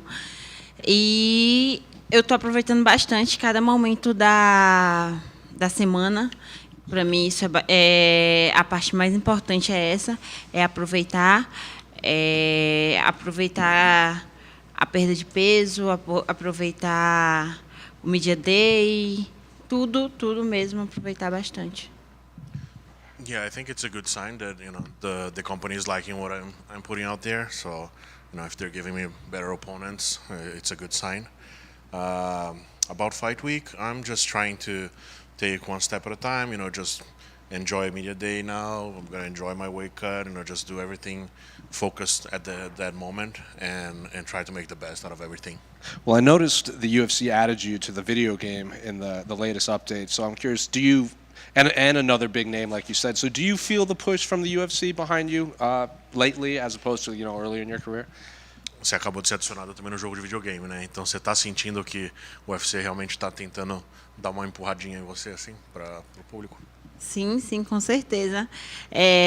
Fico até feliz, na verdade. Eu até brinco. Rapaz, eu saí até mais bonito no videogame. Mas estou muito feliz. Isso é um bom sinal que a organização está colocando credibilidade em mim. Então, com certeza, eu vou dar o meu máximo para dar retorno para a organização. Oh, for sure. It's been pretty clear that they're trying to push me, and I'm gonna try to do my best to retribute, and just make sure that they get their money's worth with me.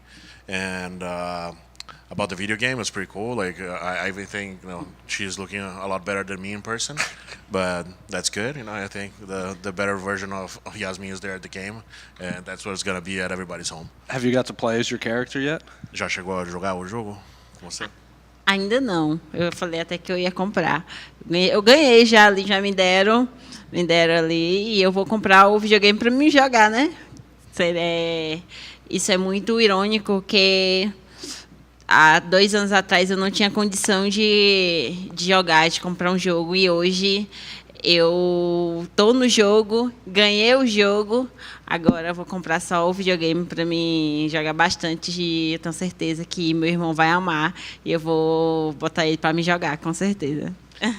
Yeah, it's kind of funny how things are, because 2 years ago I wouldn't have the finances to even get a video game. So now I just did some motion capture upstairs. They gave me the disc and the game. So hopefully after the fight I go and get myself a PS5 and take it back home, let my brothers play with my character and everything. So it's a interesting circle how things are.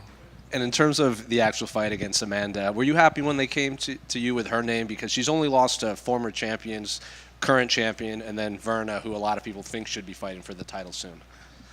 O que você achou quando vieram com o nome de Amanda Lemos para você, né? Porque a Amanda só perdeu para campeãs, ex-campeãs e recentemente para Verna, que todo mundo disse que devia estar lutando pelo cinturão. Sim. Rapaz, quando eu recebi a proposta de lutar com a Amanda Lemos, eu não pensei 2 vezes. É uma grande oportunidade, eu sei que é uma grande adversária, mas eu estou tentando levar para o lado mais esportivo. Não estou trazendo essa responsabilidade para mim. Sábado eu só quero chegar lá e mostrar o meu trabalho. E quando fecha a porta do octógono, não tem mais nome, é só eu e ela. E pronto, não é a Iasmin Lucindo e a Amanda Lemos, é 2 lutadoras querendo o mesmo, que é a vitória. Yeah, she's a big name, and I'm trying my best not to think too much about that aspect of things, where she has fought everybody, and the people that have beat her were really at the top of the division. But I'm trying, just like Fight Week, just taking one step at a time. Now, whenever the door closes, it's not gonna be my ranking number against her. It's not going to be Yasmin against Amanda. It's going to be two fighters trying to do their best, and I'm hoping that I can come out a winner. And last one for me, she's high up on the record books in the strawweight division. Second most finishes, most knockdowns, second most knockouts, but she's also lost by submission a few times. So is it past the victory that simple? Just take her down, submit her, or do you see other aspects of her game that you can take advantage of? É interessante que a Amanda ela tá no recorde da divisão em alguns aspectos, tipo mais knockdowns, foi quem nocauteou mais, mas em compensação também foi finalizada bastante. Você acha que isso meio que dita o que a luta vai ser? Assim, uma luta que o caminho para ganhar é levar para o chão, ou é mais complexo do que isso?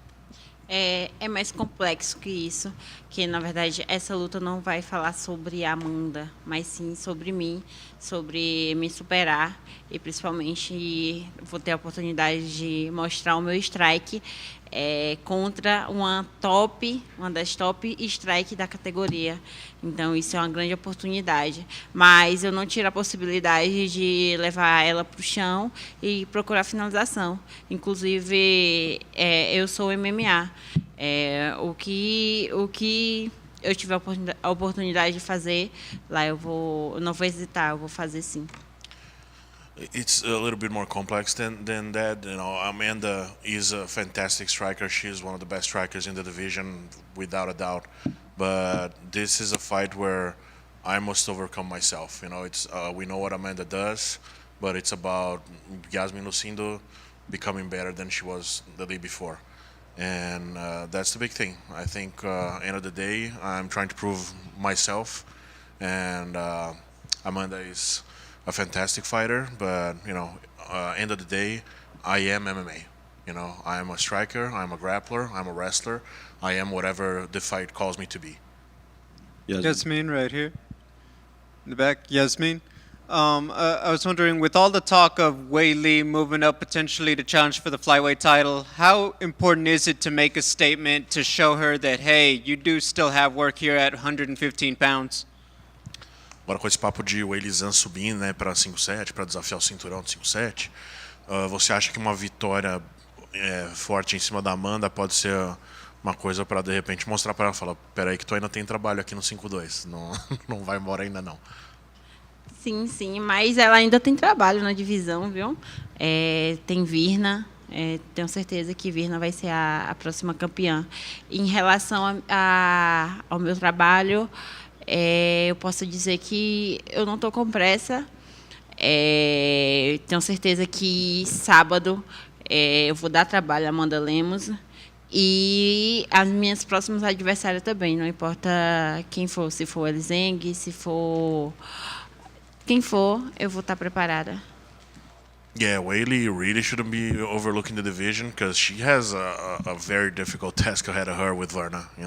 Verna is going to be the next champion. I can guarantee that. And I'm still young. I have time. I know that whoever they put in front of me, I'm going to bring a fight to them. But now the focus has to be 100% on Amanda, and she's got a fight on her hands on Saturday. Thank you. Yasmin, just one right here for me. Ever since you had that war with Yasmin Jauregui in your debut, you've become a must-watch for a lot of people and their fights fans. So obviously the backing behind you was just mentioned earlier, but even that debut fight was on a main card in an arena, and now you find yourself on the pay-per-view portion of the big card. Do you think that belief in your skill set and what you represent was there from the very beginning from the UFC? And how does it feel to receive that backing now from the matchmakers and the promotion? Você, desde o começo, participou de cards grandes, né? Logo, tua primeira luta com a outra Yasmin foi num card principal, num card pay-per-view. Você acha que o UFC coloca essa fé toda em você desde o começo, ou de repente foi aquela luta que mostrou, opa, tem alguma coisa diferente nessa menina? Eu acho que foi aquela luta que mostrou o meu diferencial.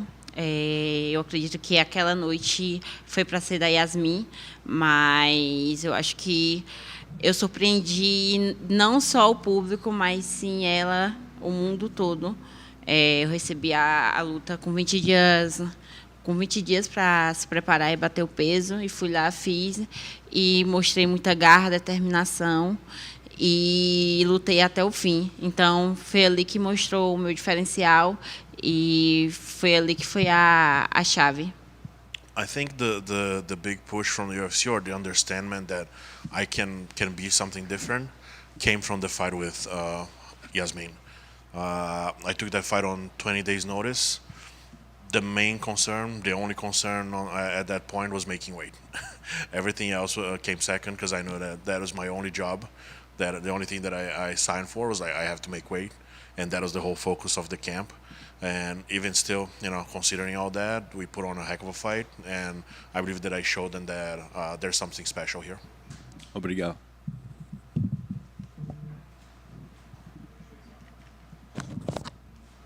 Hi. You both are from the same country, so wherever it's going to happen, you will feel like still the connection because it's the same. You both representing Brazil, right? Vocês duas são do Brasil, né? Você acha que tem uma conexão? Como que é essa situação de estar lutando com a brasileira mesmo, né? O ranking sendo inteiro brasileiro. Na verdade, a gente nunca gosta, né, de lutar uma contra a outra, porque só a gente sabe que das nossas lutas, do que a gente passa, mas é o jogo, é o game, o que acontece, o que tem que acontecer é isso. Mas, pelo outro lado, é muito bom. Eu gosto de dividir o octógono também com os brasileiros e mostrar que a gente pode ali se enfrentar e mostrar que a gente está no jogo e a gente está ali para dominar a categoria. On one sense, it's tough because only we know the struggles and how much it takes for someone with our background to get to this stage. It's not easy. We're women from the countryside of Brazil, the middle of nowhere, that got to this stage. And whenever you beat someone, you're passing them or putting them behind you. It's a tough thing to deal with in some sense. But on the other hand, just look at the rankings. All of us are doing such an amazing job, and if we're facing each other at this level, just means that we're special and we did a lot, and we are the cream of the crop for being here in the UFC and the Brazilians are dominating the rankings at strawweight. That just shows that we're different and we're doing better than any other country.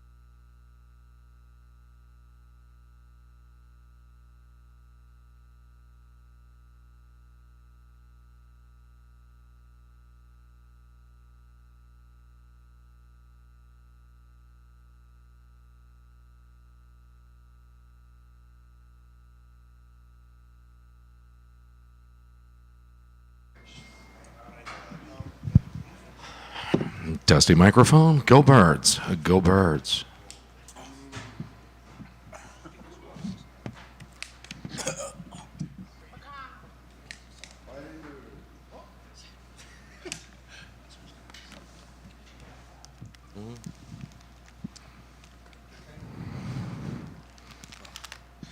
Ruffy. José aqui. José. Right.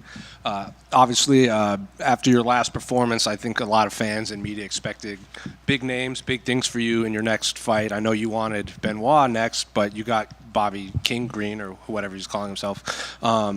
So were you happy with the name and just, the placement on this card as a whole? Eu acho que depois da tua última performance, muitas pessoas já pensavam assim, agora vem grandes nomes na frente dele.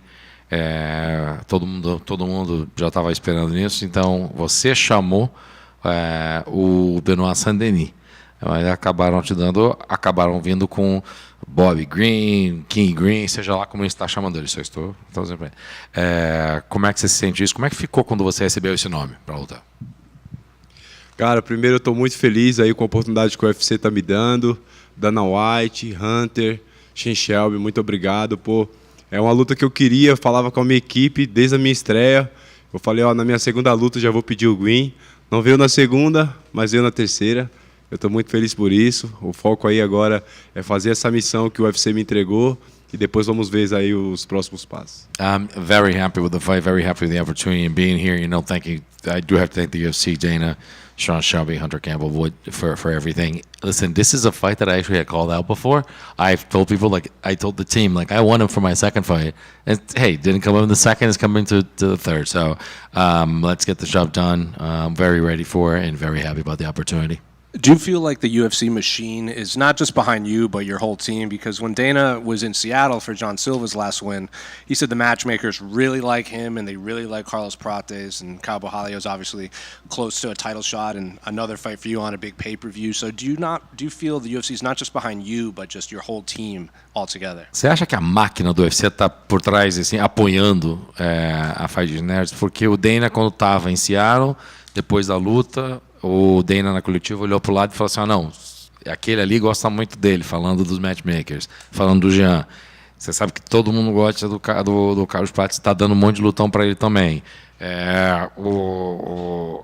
Você também tem o Caio já na boca do caixa também para ser para lutar por um título. Ou seja, tá todo mundo na Fight Nerds indo muito bem. Você, Jean, Carlos, Caio.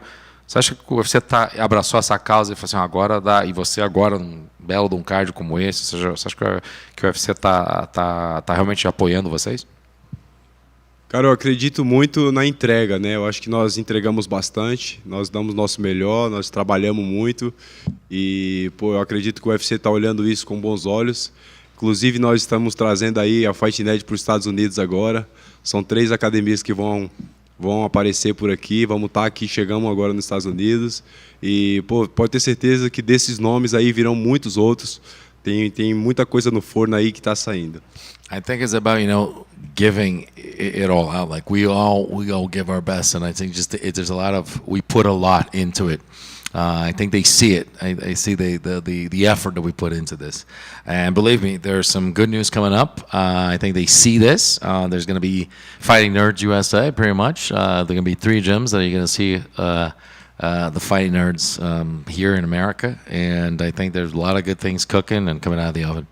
And you said you wanted King Green in your second fight.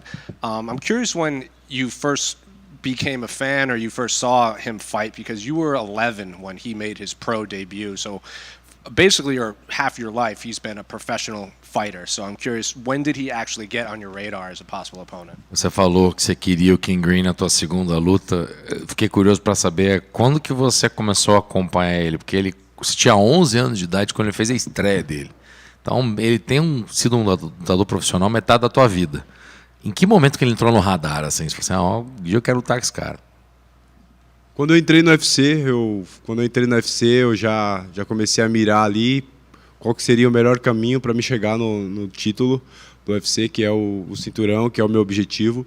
E, ele é um dos caras que eu sabia que ia me jogar lá para cima, vencendo um cara difícil como ele, um cara que tem uma história que ele fez aqui no UFC. E, realmente eu acompanho ele desde quando eu era moleque, assim. E, eu sabia que ele vai abrir grandes portas aí. Então, acredito numa grande performance e grandes portas abertas. As soon as I got into the UFC, I started looking at the fights that would give me a title shot.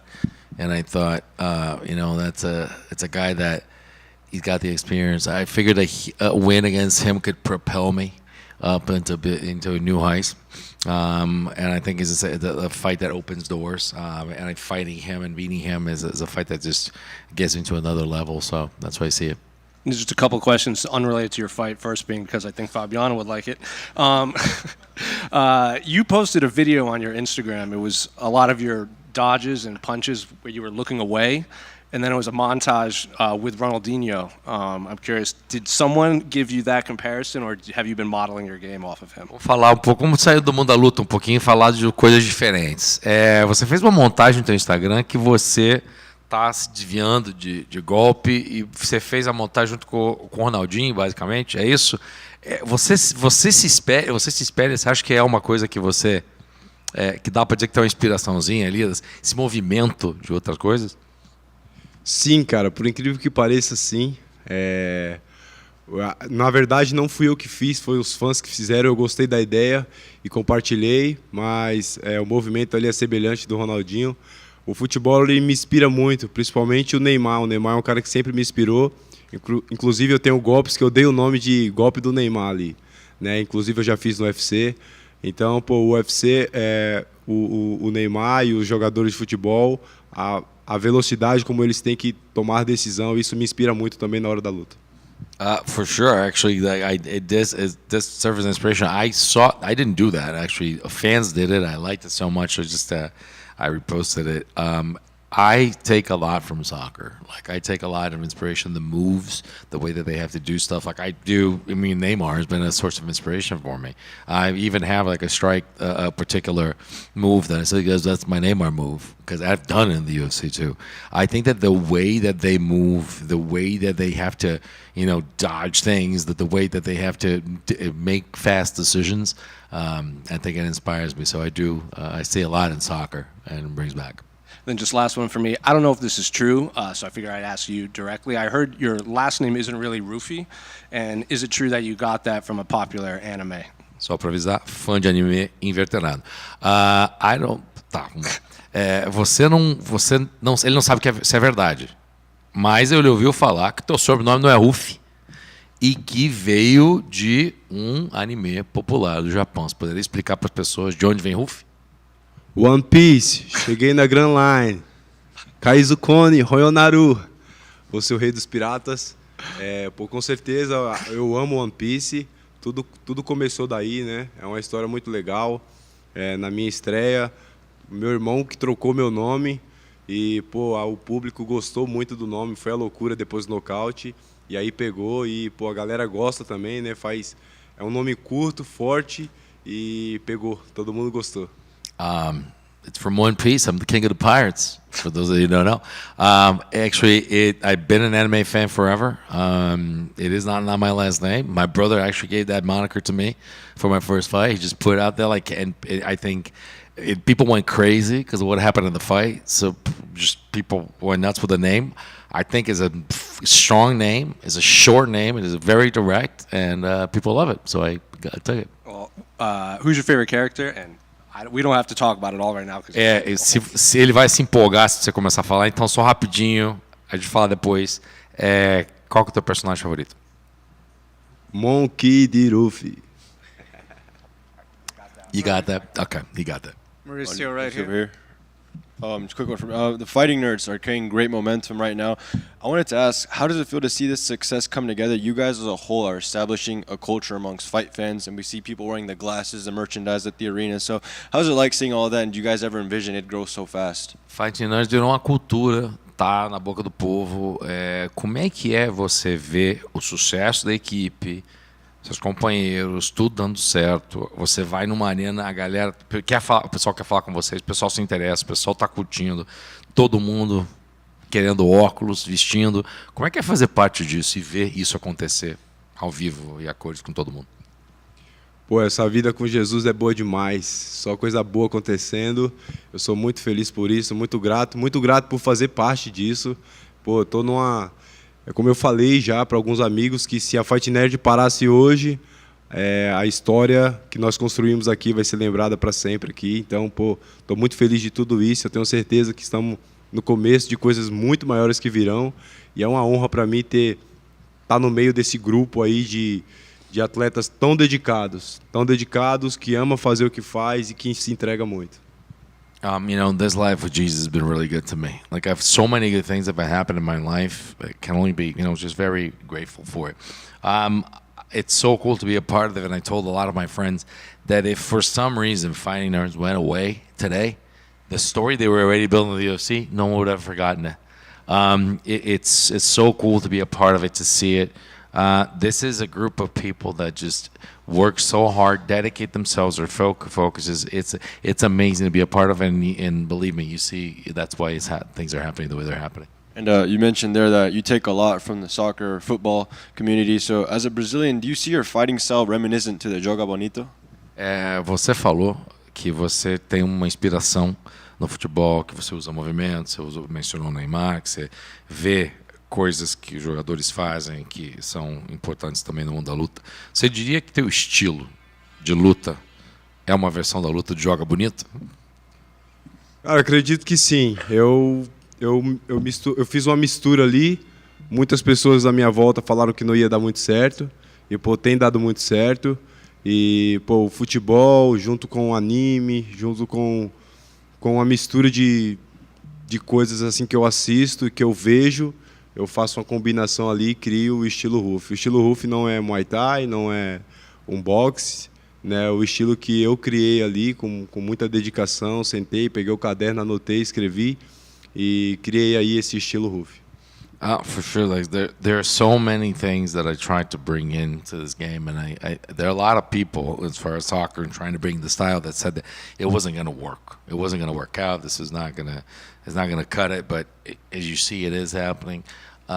It's a little bit of soccer, a little bit of anime. Like everything that I see, I try to bring in. Listen, the Ruffy style is different. I've jotted notes down. Like I see things. I take notes, I implement it in my game, and it's a mix of everything. It's not Muay Thai. It is Ruffy style. For sure, and anime and soccer, those are things that really connect with a lot of people worldwide. So if you keep stringing these wins together, do you think it's only a matter of time before you explode and, you know, resemble with mainstream media? Se você juntar um futebol com anime, isso conecta com muita gente no mundo. Você acha que, continuando com essas vitórias, com os resultados que estão vindo, com a entrega que está sendo feita, mais essas coisas para conectar com as pessoas, questão de tempo, você explodir e virar uma grande estrela? Cara, a grande estrela é Deus para mim, é Jesus. Eu não penso nisso, eu penso em fazer um bom trabalho, eu penso em entregar o meu melhor aqui, passar uma boa mensagem para todos vocês e dar show ali no palco. Né? Eu trabalho todos os dias pensando em tudo isso. E vamos lá, eu tenho certeza que vamos construir algo incrível. Listen, to me, you know, God and Jesus are the biggest stars in my life, and I just worked very hard at this, and I just work hard every day, do my job, dedicate, focus, to be able to put on a show for you guys. If we continue the way things are doing, continue with the work, continue with the dedication, this is just going to be the fruit of our work. And we're going to continue to put on a show for you guys, and the results are going to keep on coming.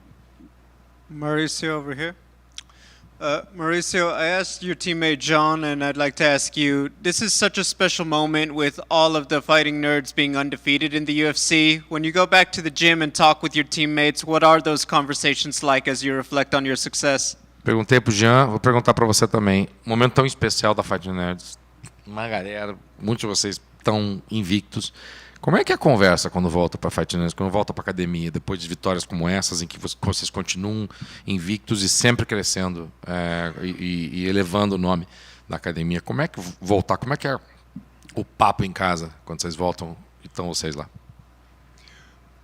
Cara, nós ficamos muito felizes, comemoramos ali, é motivo de muita alegria, não só vencer, mas você ver os seus companheiros vencerem. Né? A gente vê ali o trabalho que o Pablo está fazendo, dando certo, o treino que nós fazemos todos os dias, assim, casando, tudo acontecendo. Nós se alegra muito. Eu, por exemplo, eu agradeço muito, muito a Deus por tudo isso, tudo que eu estou vivendo. Eu dou toda a honra a Deus. E, é um prazer enorme, como eu já falei, tá fazer parte dessa história, uma história muito bonita que, pô, a equipe nós ganhamos o Oscar, né, pô, então, pô, é assim, muito gratificante. Eu sou muito feliz por tudo isso. We are all very grateful and very happy with the results. And we celebrate the wins. Everybody's together, and I think all of us appreciate what the work of the team has yielded. And I mean, we go back and see what Pablo has done with the team. Putting this together is this is fruit of his work. We are very happy to be together. We're happy to be part of the team. We're happy to continue to go back into work to get more. And as you can see, the results are happening. We're just happy with all the results for the work that we're putting in. For fans who don't know, can you talk a bit about how the team started, which teammates found who first? Para os fãs que não conhecem a história da Fight Nerds, como é que a equipe começou e quem encontrou quem? Vocês encontrando todos os personagens aí, quem que foi entrando? Cara, eu vou contar a minha história. Eu sei que o Pablo não vai gostar muito. Mas, cara, eu lembro que eu cheguei na academia, na Fight Nerd, fiz um sparring com uns dos nossos companheiros lá e gostei do estilo e fui visitar a academia. E quando eu visitei a academia, eu vi o Caio o Caio Borralho fazendo sparring e eu fiquei apaixonado assim pelo estilo, a maneira como ele se movimentava. E, pô, fui pra academia, fiz minha malinha, fui lá na academia e falei, ó, a partir de hoje eu quero fazer parte da equipe aí, agora eu quero ser um Fight Nerd. E o Pablo falou, ó, pode parar. Para. Aqui não funciona assim, você tem que vir em 30 treinos seguidos. Se você não cumprir, você tá fora, não precisa voltar mais aqui, continuo te admirando como atleta, mas eu não quero você aqui. Então foi assim que iniciou lá. Não cumpri os 30 dias até hoje, brincadeira, mas deu certo, entrei na Fight Nerd, estamos no UFC. I'll tell you my story. Pablo may not like it, but this is the story. So I just went out there to train once for a sparring session. And I mean, I liked the style of what was going on and how they approach sparring. And then I see Caio Borralho from afar, and he's just, I see him training, and I just fell in love with the style, the way he moved, the way that he was doing things. I really like it. And I said, well, let me get my gym bag. I'm coming back here. I got my stuff. I was like, I showed up and said, listen, I want to be a part of this. Let me join. Caio Borralho said, whoop, nope, just you wait, hold on. That's not how it works. You have to come in 30 straight sessions. After 30 straight sessions, then we'll look into it. We consider if you miss one of them, you're out. All right, you don't need to. I will still admire you as a fighter, but you'll not be able to come back. So I have not stuck to the 30. I'm kidding. I have stuck to the 30 sessions in a row. But that's how it was. They accepted me, and from then on, that's been my story. Do you know if all of the teammates have had to do 30 straight sessions, or do some people get lucky and do less? Você pode confirmar que todo mundo teve que fazer as 30 sessões introdutórias, ou alguém conseguiu pular, alguém teve alguma desculpa? Todo mundo faz as 30? Cara, na verdade, tem uma regra lá que o Pablo impõe para que todos os atletas faz o que tem que ser feito para ver se encaixa dentro do time. Ele tem alguns princípios ali, coisas que ele não deixa à parte. Mas, pô, depois ali você aprovando, é como se fosse um teste, né? Você fica ali um teste, vê se você se enquadra no perfil da equipe e, pô, se encaixando, você está dentro. Pablo actually has some tests and trials. It's you do what you need to be, what do we need to do to succeed here, and then it is almost like a test and a trial. So if you do that, you will be in. He actually has some rules and some things that he needs for people to do. And as long as you do them, as long as you follow procedure, you're going to get it. So some people are in. Thank you. Good.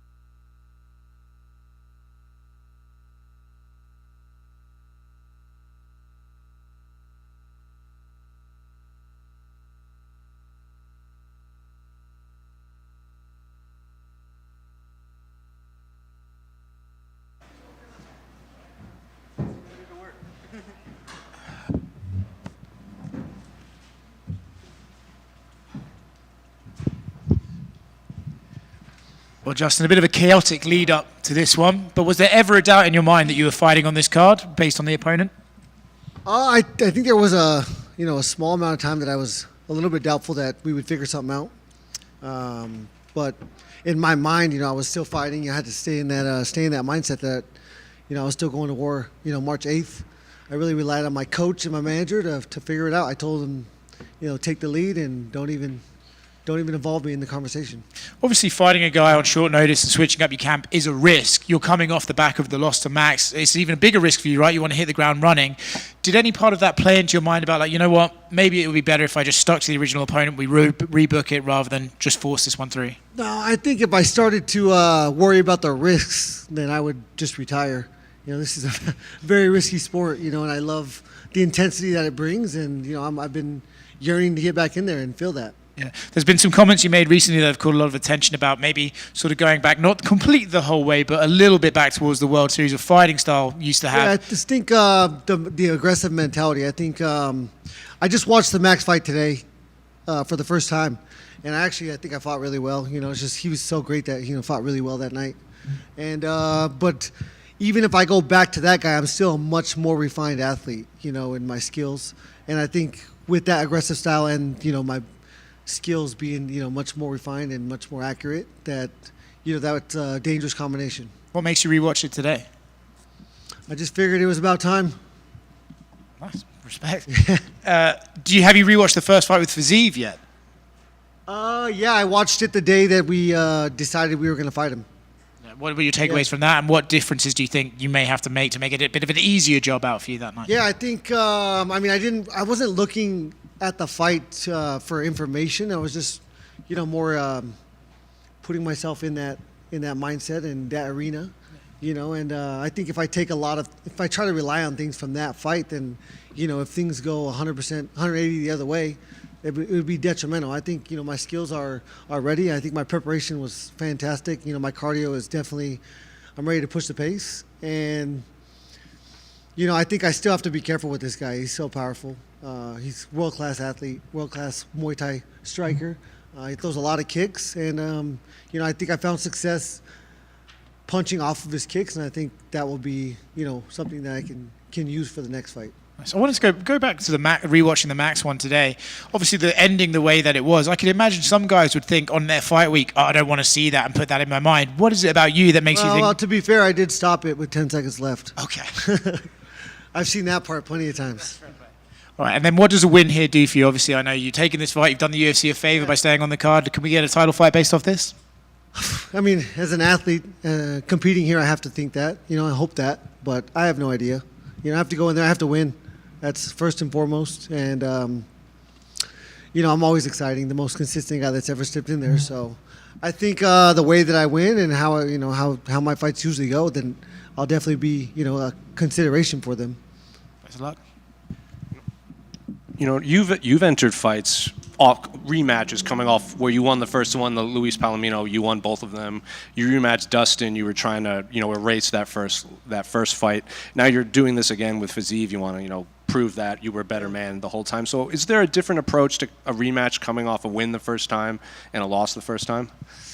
I guess there probably would be if it was like the immediate next fight, but going through what I just went through, then I'm very reinvigorated when it comes to, and I understand that this sport is so dangerous. Watching that fight, there's so many shots that were so close to putting him out, or are really putting some damage on him. So I just have to trust in what we're doing, what my coach has instilled into me over the last 14 years, and just go from there. And Fiziev was in here, and I asked him this question because when Dan, before he got hurt, he's saying, it's almost a guarantee that me and Justin are going to go to the hospital after this fight just because of our fighting styles. Fiziev goes, God, I really do not want to go to the hospital again in Las Vegas, but he goes, the way me and Justin fight, we'll probably go to the hospital. So I'm curious if you have that same mentality, or you just hoping, you go in there, smoke this guy, and you don't have to go to the hospital. I mean, ideally, any fight, you get a knockout in the first 10 seconds. That would be ideal, but I don't plan on going to the hospital. I'm just hoping that I'm alive and I can walk so I can golf with my dad and brother the next day. But I mean, I'm here to go to war. Whatever that entails, then so be it. unrelated to your fight, but over the last couple of years, when we have these media days, there's been a handful of fighters that use your name as a descriptive term in terms of how they fight or how they want to fight. So they'll be like, "Oh, I'm the heavyweight Justin Gaethje. I'm the flyweight Justin Gaethje." I'm curious, do you hear those when people say that, and do you take that as a compliment of when fighters use Justin Gaethje as like a descriptive term of how they want to fight? Yeah, I mean, I think no matter what field we're in, having the respect of your peers is something that does feel good, and I'm proud of that. I wish they wouldn't do that. There's a constant method to the madness when I'm in there. I've trained my body, my soul to do what I do for many, many years, and I think obviously I give max effort, and I know that they're expecting themselves to give max effort. And yeah, not just my peers that recognize my effort and consistency, but the company, the commentators. Yeah, so that's something I'm proud of. And just last one for me. I watched, you did like a fan Q&A on your YouTube channel where you were answering questions, and a lot of them were around the phrase like, how do I get over being scared of fighting or getting into MMA or just getting punched in general? And the first few seemed to catch you off guard, like you had never thought about that before, but then after a while you started to kind of give advice. So I'm curious, do fans ask you that quite often? Like, how do you do what you do, or how do you get over being scared? Because it seems like some version of that question came up a lot. Yeah, I think it's always going to be tough to answer for me because it's just so normal for me. It's the way that I've approached many things. I try to, there's so many, there's so little things that we can control. And my thoughts and emotions, how I feel, how things make me feel, how people make me feel, how circumstances make me feel or act is what I know I can control. As far as competing, I've loved to compete since I'm very competitive. And this is the most intense and exciting sport in the world. So I'm so happy to be here and be a part of this organization, and it's been a fun ride. I can't believe how fast it's gone. This will be my 38th trip into a ring, octagon, cage, whatever you want to call it, but every single one of them is special. Justin, recently, the past week, footage has come back of immediately after the Max knockout, and you even tweeted about it and said it's a great reminder of what's at stake. Yeah. This might be silly, but do you think fans should see stuff like that just to see how dangerous the sport is? Oh, I don't know. I'm glad I saw it. For what I saw, I was trying to get up and fight. It's just what I do. I choose fight instead of flight every single time, and that's what I expect from myself, to try and get up. And I just wanted your thoughts on Ilia Topuria vacating the featherweight title and coming up to lightweight. Do you think he's built for lightweight? Yeah, I think he's a fighter, especially with the confidence that he has right now with those wins over Max and Volkanovski. I think, confidence is the biggest factor when you step in there. You have to believe, in yourself first and foremost. And so, yeah, I think just made the most exciting weight class in this sport a little bit more exciting. Do you obviously, if you go out there and finish Fiziev, there's a good chance that you get the title shot, but do you believe Ilia should get a automatic title shot against Islam? I don't know. Haven't thought about it. Awesome. Doesn't matter. Again, that's one of the things I can't control, so I'm not going to put a lot of thought and energy into that. Awesome. Thank you. Justin right here. Justin, when Dan pulled out, there were a lot of fans that I'd say panic a little bit, like, oh man, we're not going to see Justin Gaethje next Saturday, et cetera, et cetera. This many years in the game, what does it mean to you that you still have that kind of love from the fan base, that they have that kind of reaction about not getting to see you compete? Yeah, I mean, I've been a fan of this sport since 2002 and really since 92. My dad would put it on the TV, and I fell in love with it then. So I think it's, again, respect from your peers, respect from the people that pay to watch me fight. They're spending their hard-earned money to watch me, and I think, again, I'm the most consistent guy that's ever stepped in there. And I've been to so many UFC fights, live, because I'm such a big fan. And, I think 10, 15% of the time does everybody get a certain rush of emotions, because of an instance. And I think, people know that it's maybe 50% with me. So that's what people are there for. They're all there to turn into animals in the blink of an eye. You've been very public about your love of golf. If you were going to do your dream celebrity golf tournament, what other celebrities or pros would you want to be a part of it? Ooh, I mean, all of them. I mean, the Raiders team, you know, some of the Nuggets guys. Definitely have DC out there. Hopefully not on my team. But yeah, I mean, you know, there's so many world-class athletes I would love to have in there. I can't name any specifically right now. Thank you. Justin, over here to your right. You said on your social media a couple of days ago, you live by the sword, you die by the sword. And I think that kind of sums up for a lot of people and why they love you and what you represent every time you set foot in the cage. I know you've mentioned that there's not too many fights for you left, but was this what you envisioned when you first picked up the gloves, for people to know you and respect you for this fan-friendly, all-out style and to be a staple of the always entertaining lightweight division? Yeah, it's one of my favorite parts, but it's, you know, when I started this journey, it's been and has been and was one fight at a time. You know, I never thought I would be here. I never thought people would want to ask me questions. I never thought I'd be able to touch people from across the world that don't speak the same language, but, you know, can really resonate with me.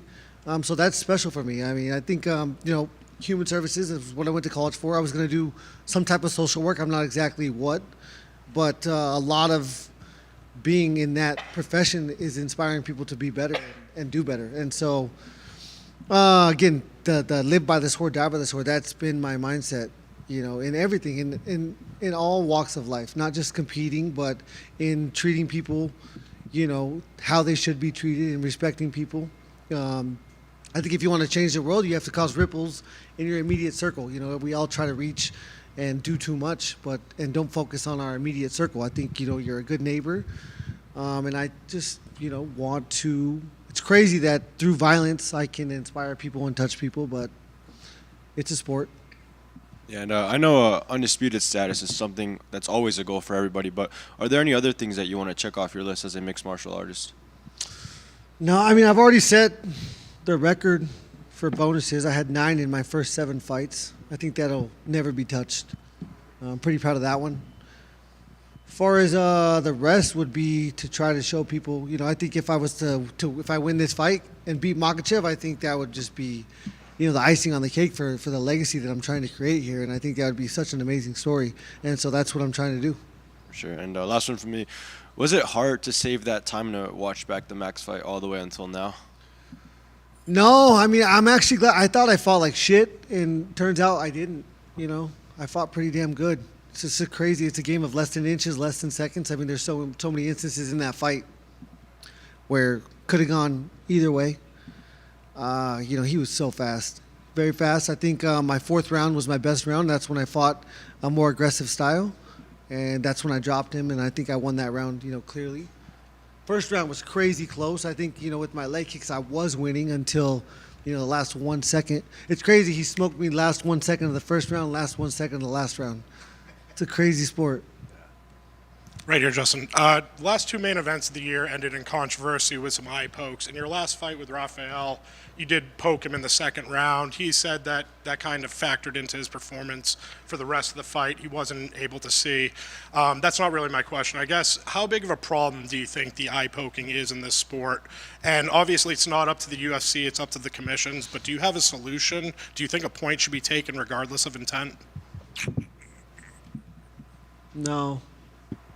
I don't know. It's a tough one. You know, I got poked in the eye versus Max twice. I'll never tell you that I lost that fight because of that. I just think that's not the mindset that you can have. I think if we were skilled enough to poke someone in the eye, we'd be skilled enough to punch him in the chin. You know, it's just a crazy circumstance that happens. You know, we're constantly judging distance. Again, it's less than seconds, less than inches. It's completely intuitive.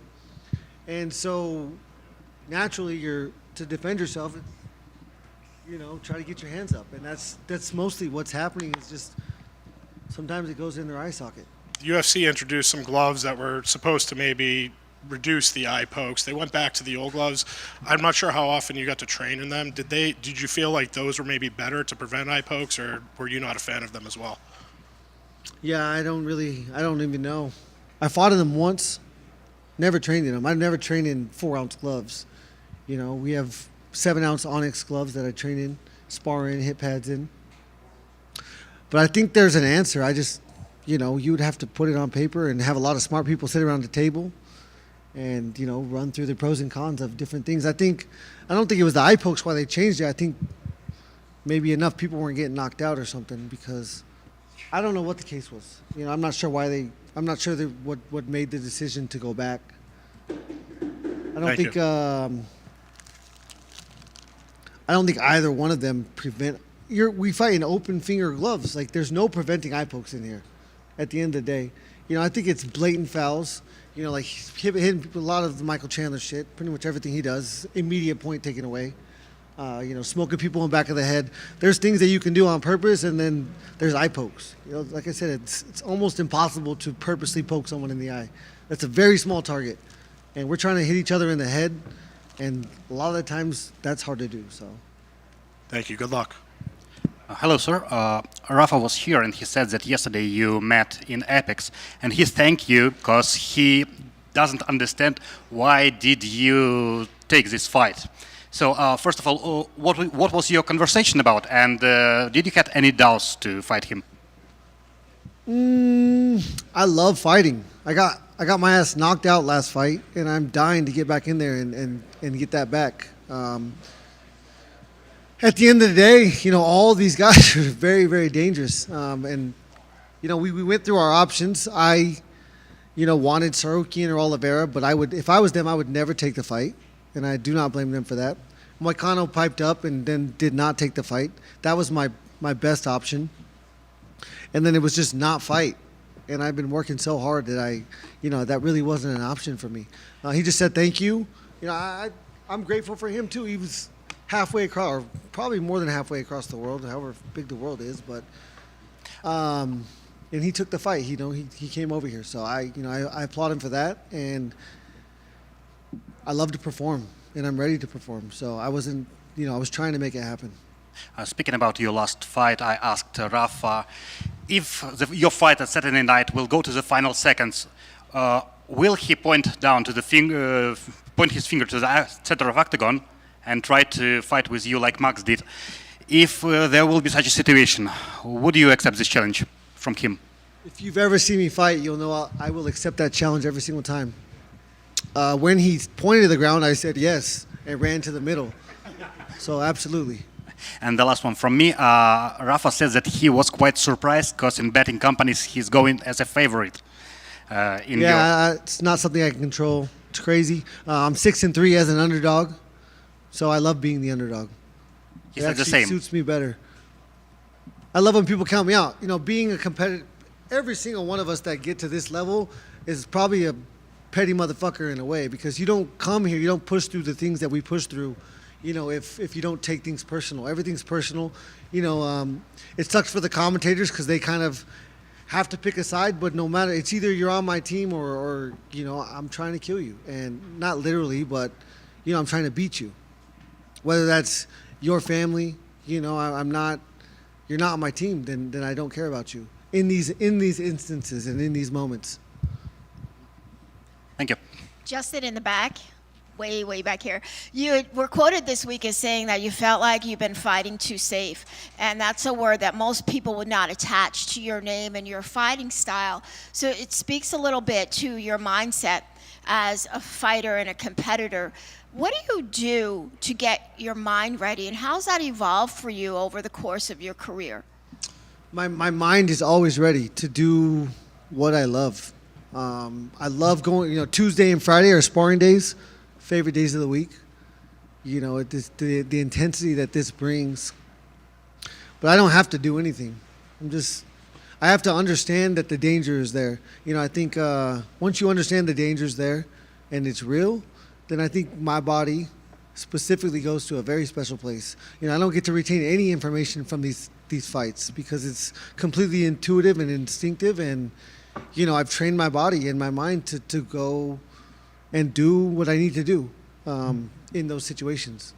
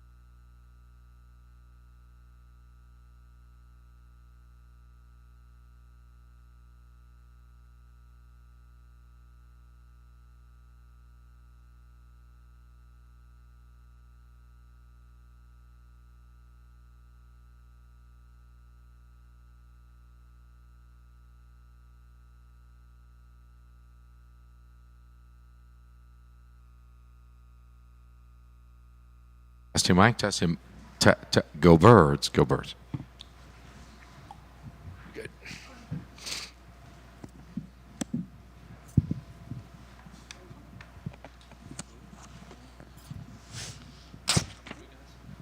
Amanda, front right here.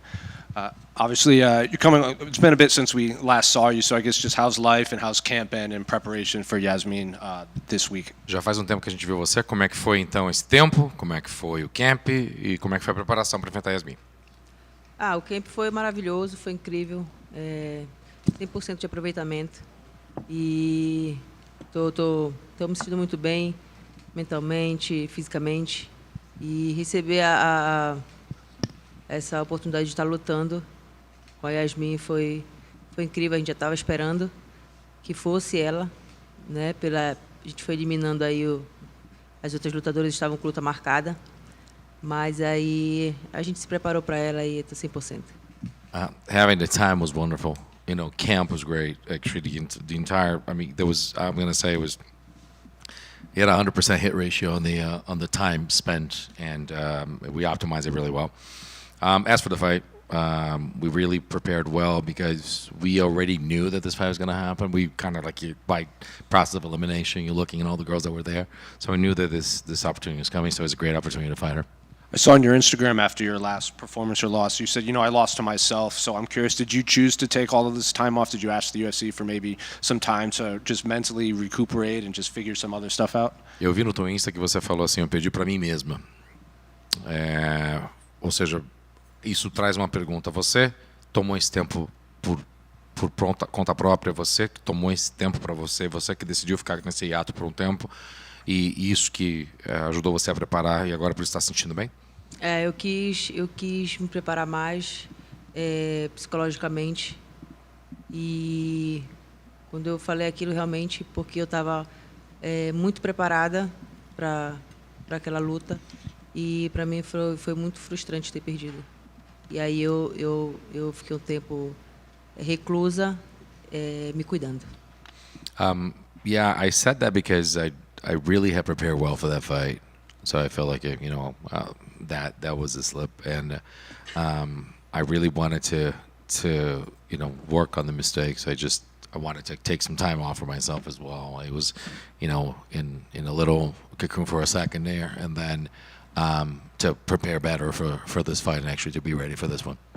You said you kind of assumed that you would have to face Yasmin, maybe not this week, but at some point. So I'm curious, what do you make of her skill set as a whole? Because, she was in here, she said she feels the UFC is getting behind her a bit because she's on this big win streak. She just got added to the video game recently. So just what do you make of her skill set all around? Você falou que você não sabia exatamente quando é que essa luta ia acontecer, mas que ia acontecer mais cedo ou mais tarde. Como é que você vê ela como oponente no sentido de que o UFC, ela estava aqui agora há pouco e falou pra gente que ela vê que o UFC tá apoiando, vê os resultados dela, acabou de colocar no videogame e ela sente que tá indo numa ascensão. Como é que você vê ela como lutadora e a ascensão dela como lutadora?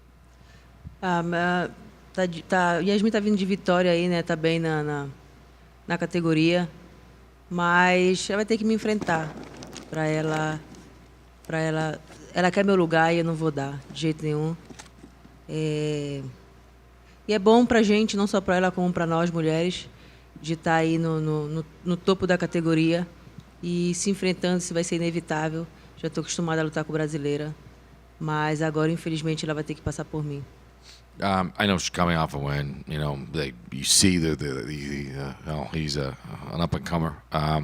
So the biggest thing here is that she wants my spot. I'm not going to give it to her. We know that it's good for us, it's good for girls to actually have that kind of representation. Like we love to have two fighters like that. And as far as facing a Brazilian, I'm used to it all the time. So I'm very ready to defend my spot and to face her. And then last one for me, unrelated to your fight, but you're pretty high up on the record books for a lot of the UFC strawweight records. You're tied for the second most finishes. You have the most knockdowns, the second most knockouts, third highest significant strike accuracy. I'm curious, are these records that you know or stuff you pay attention to, or is it all just, it doesn't matter, you're shooting for the UFC title and that's all you want? E a última pergunta do você é sobre recordes, porque na divisão dos palhos você tem muito recorde. Você está acho que segunda de empatar ou empatada com em termos de finalizações. Tem mais knockdowns, você tem mais knockouts, você também tem uma das melhores percentuais de acerto na tua trocação também dentro da divisão. Isso é uma coisa que você presta atenção, é importante para você? Ou isso faz parte do processo e o importante é vencer? Isso eu acho que faz parte do meu trabalho que eu faço todos os dias na academia. E para mim ter números também e saber que vocês sabem desses números para mim é muito bom. Para mim só me fortalece para treinar mais e mostrar mais do que eu sou capaz. I think that these numbers are just a reflection of everything I do in the gym. And, having the numbers as well, like the fact that you actually presented those numbers to me, that means, it's pretty rewarding. And it's fuel to the fire for me to actually work harder and dedicate even more.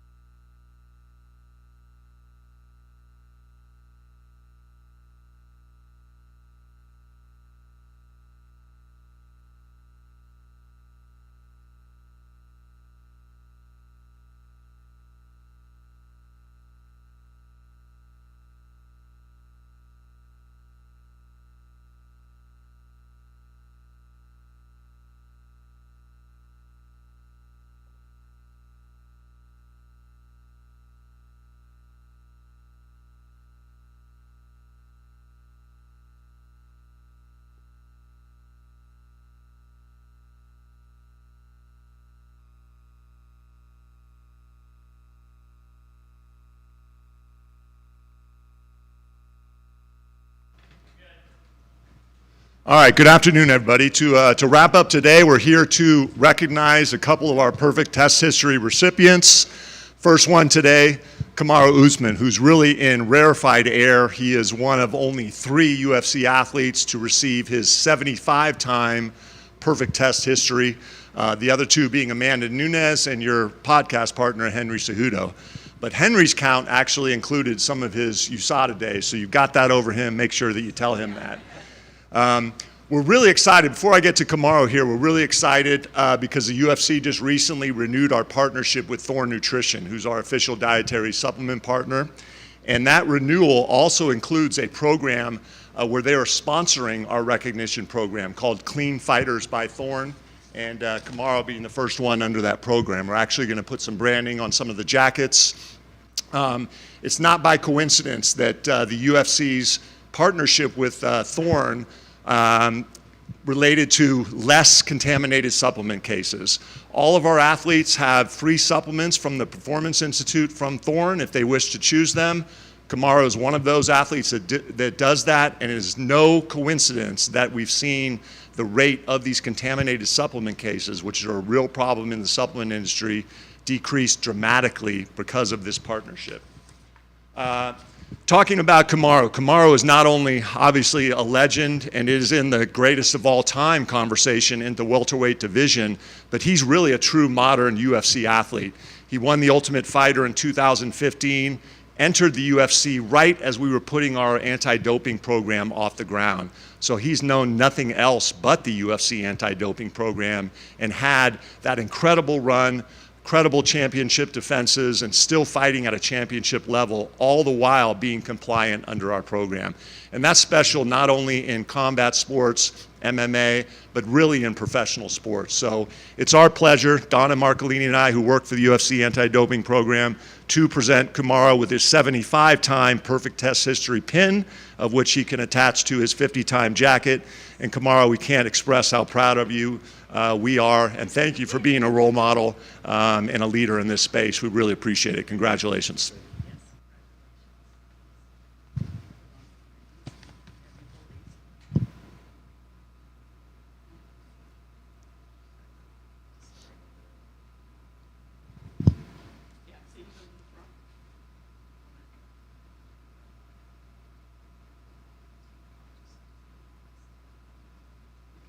Looking good. All right, we got some pictures here.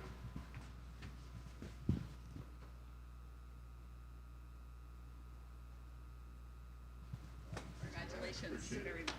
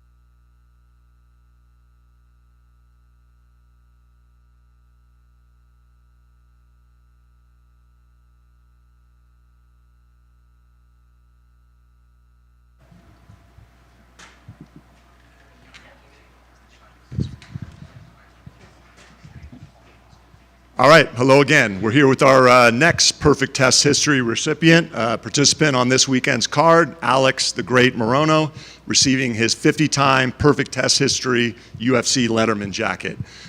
Going back to what I talked about earlier, the Thorne partnership, and a little bit of background on our program. Every time a sample is collected from one of our athletes, and to give you an example, last year we did approximately 4,500, they're required to declare every supplement and medication they used over the last 30 days. We usually get those in our inbox the next day, and so we're reviewing those, just making sure athletes are making safe supplement choices. And it's very, pleasing to see that the overwhelming majority of our athletes are sticking with those safe Thorne supplements. Alex is a perfect example there. He doesn't use very much, but the one that you do use is Thorne, I think, whey protein. And I'm sure that's one of the reasons he's standing up here today, because he's very careful about everything he puts into himself and onto himself, and certainly including the supplement world. Another great example of the modern day UFC athlete here, because Alex joined the UFC in 2016. The program was already in place. He doesn't know anything different. And month after month and year after year, 50 now, he's had clean tests submitted to us. So Alex, we congratulate you for reaching this milestone. Not only great action inside the cage, but doing things right outside the cage with integrity and setting, a great example and being a leader and role model for not just the UFC, but all young fans that aspire to, walk in your footsteps someday. So thank you very much and congratulations. Oh, thank all you right. so much.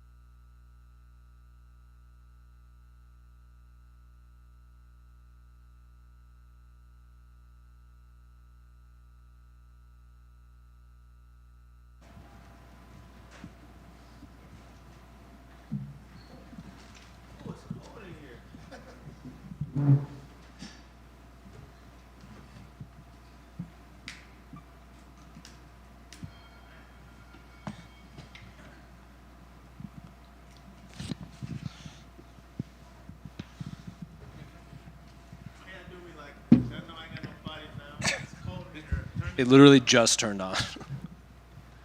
Well, Jaylen, it's obviously been a while since we last saw you, so I guess just how's life been? How's camp been? And obviously we see you got a bit of a hair trim on the top, so just how's life been? Life has been a roller coaster. Definitely a roller coaster. I don't like roller coasters, but it's been one. And, I'm riding a good wave right now, so it's all good.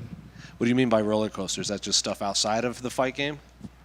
Outside, inside, revolving around it, not too much I'm really like speculate on, but, just give you a gist. I've been going through it.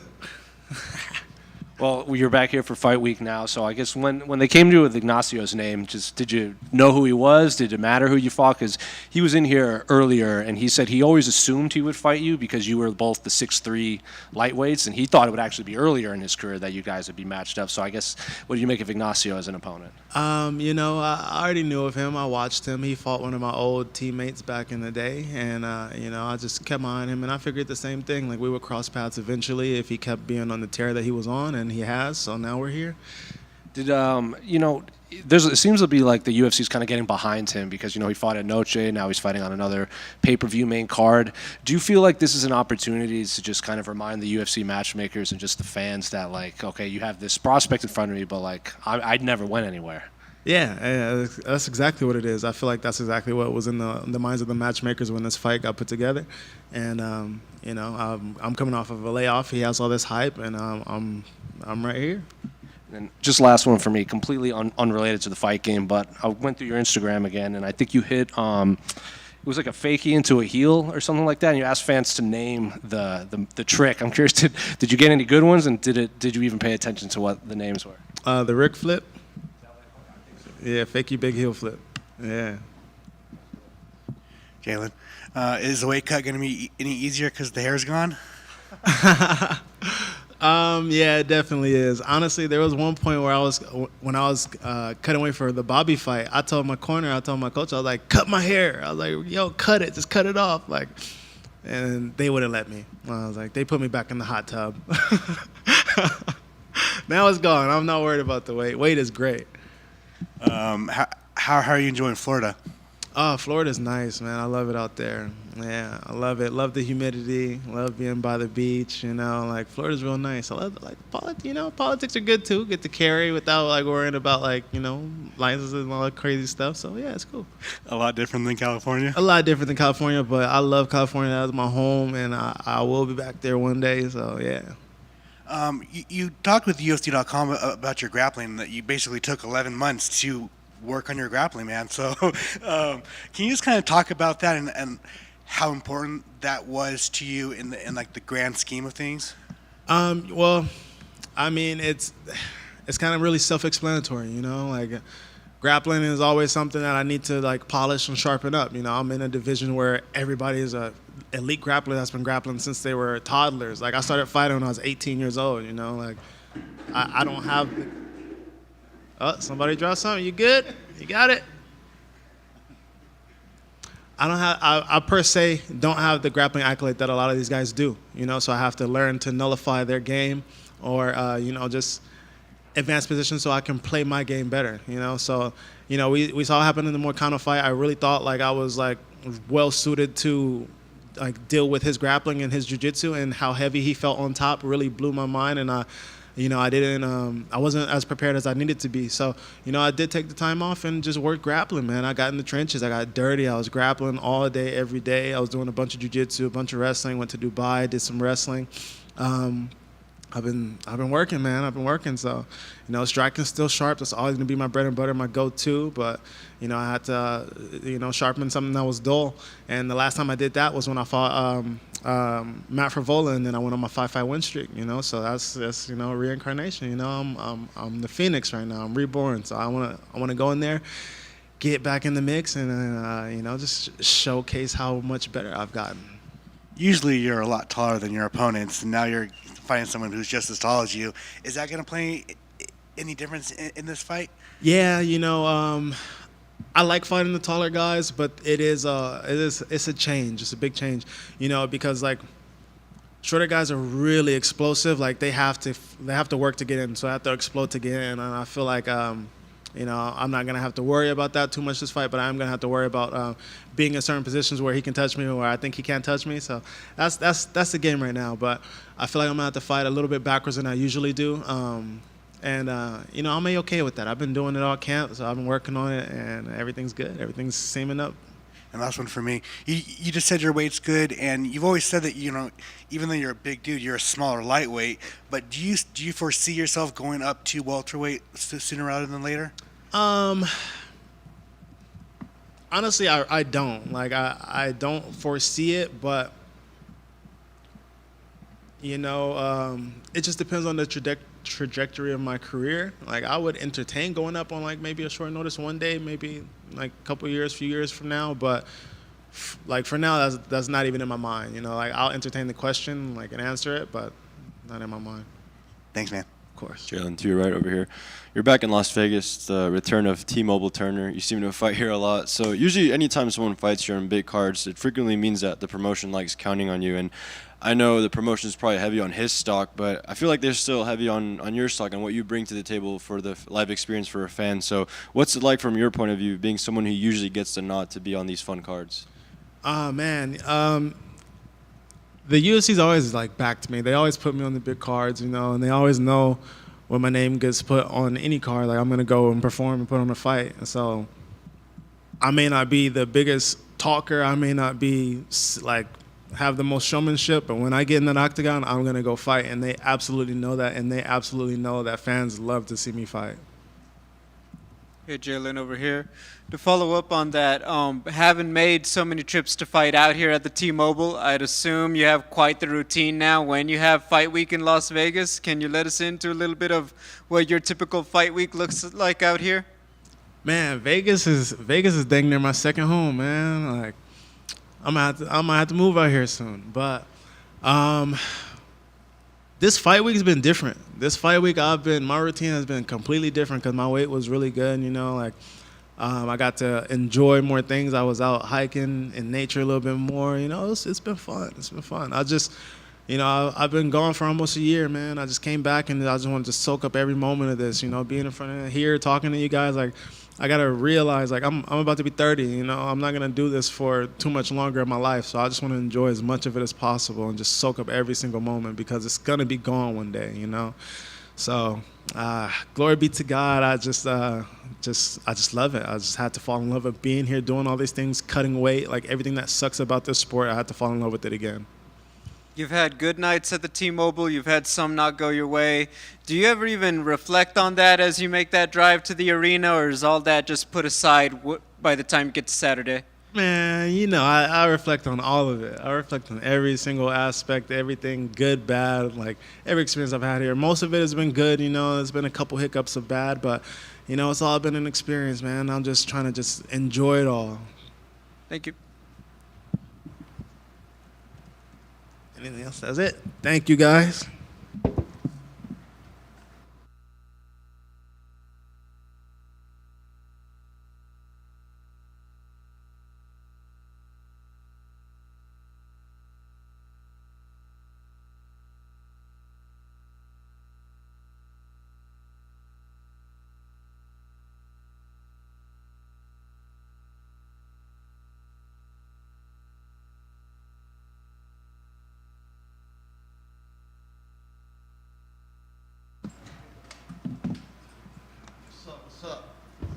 How we doing today? What's up, King? How are we feeling ahead of this one? You done got yourself a beard now and shit? Okay. Finally hit puberty. Yeah. First of all, talk to us about the emotions heading into this one. It's a big card. It's back in Las Vegas. You fought here 100 times already. Talk to us about the emotions heading into fight week. The emotions. Interesting. I don't got emotions, you know? I'm not afforded emotions, bro. Like, I've been in this industry like 12 years. I done seen everything. I know how this shit run, you know? And if I had emotions, trust me, y'all have been out of here, you know, with emotions. I just understand the way the world works. And you just kind of got to go with the system, you know?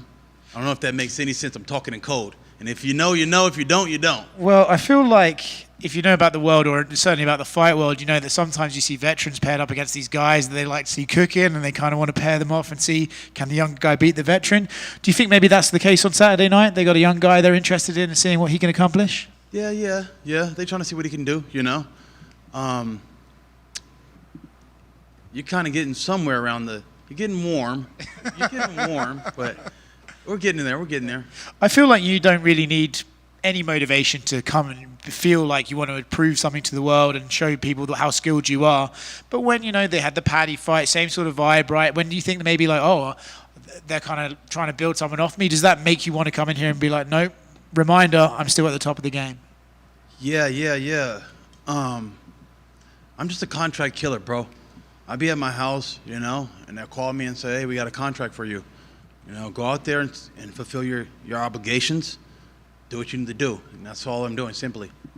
Obviously, we've had the name change. King has been around for a while now, but, you know, it used to be Bobby King as the nickname Green. Do you have to get a new nickname now that your name is officially King? Are we going to be King Bobby Green now, or how do we make it work? I fucking don't know, bro. I don't fucking know. Be honest, it's like, I got into it with like a lot of dudes in my hood, and we was a bunch of black guys in a circle.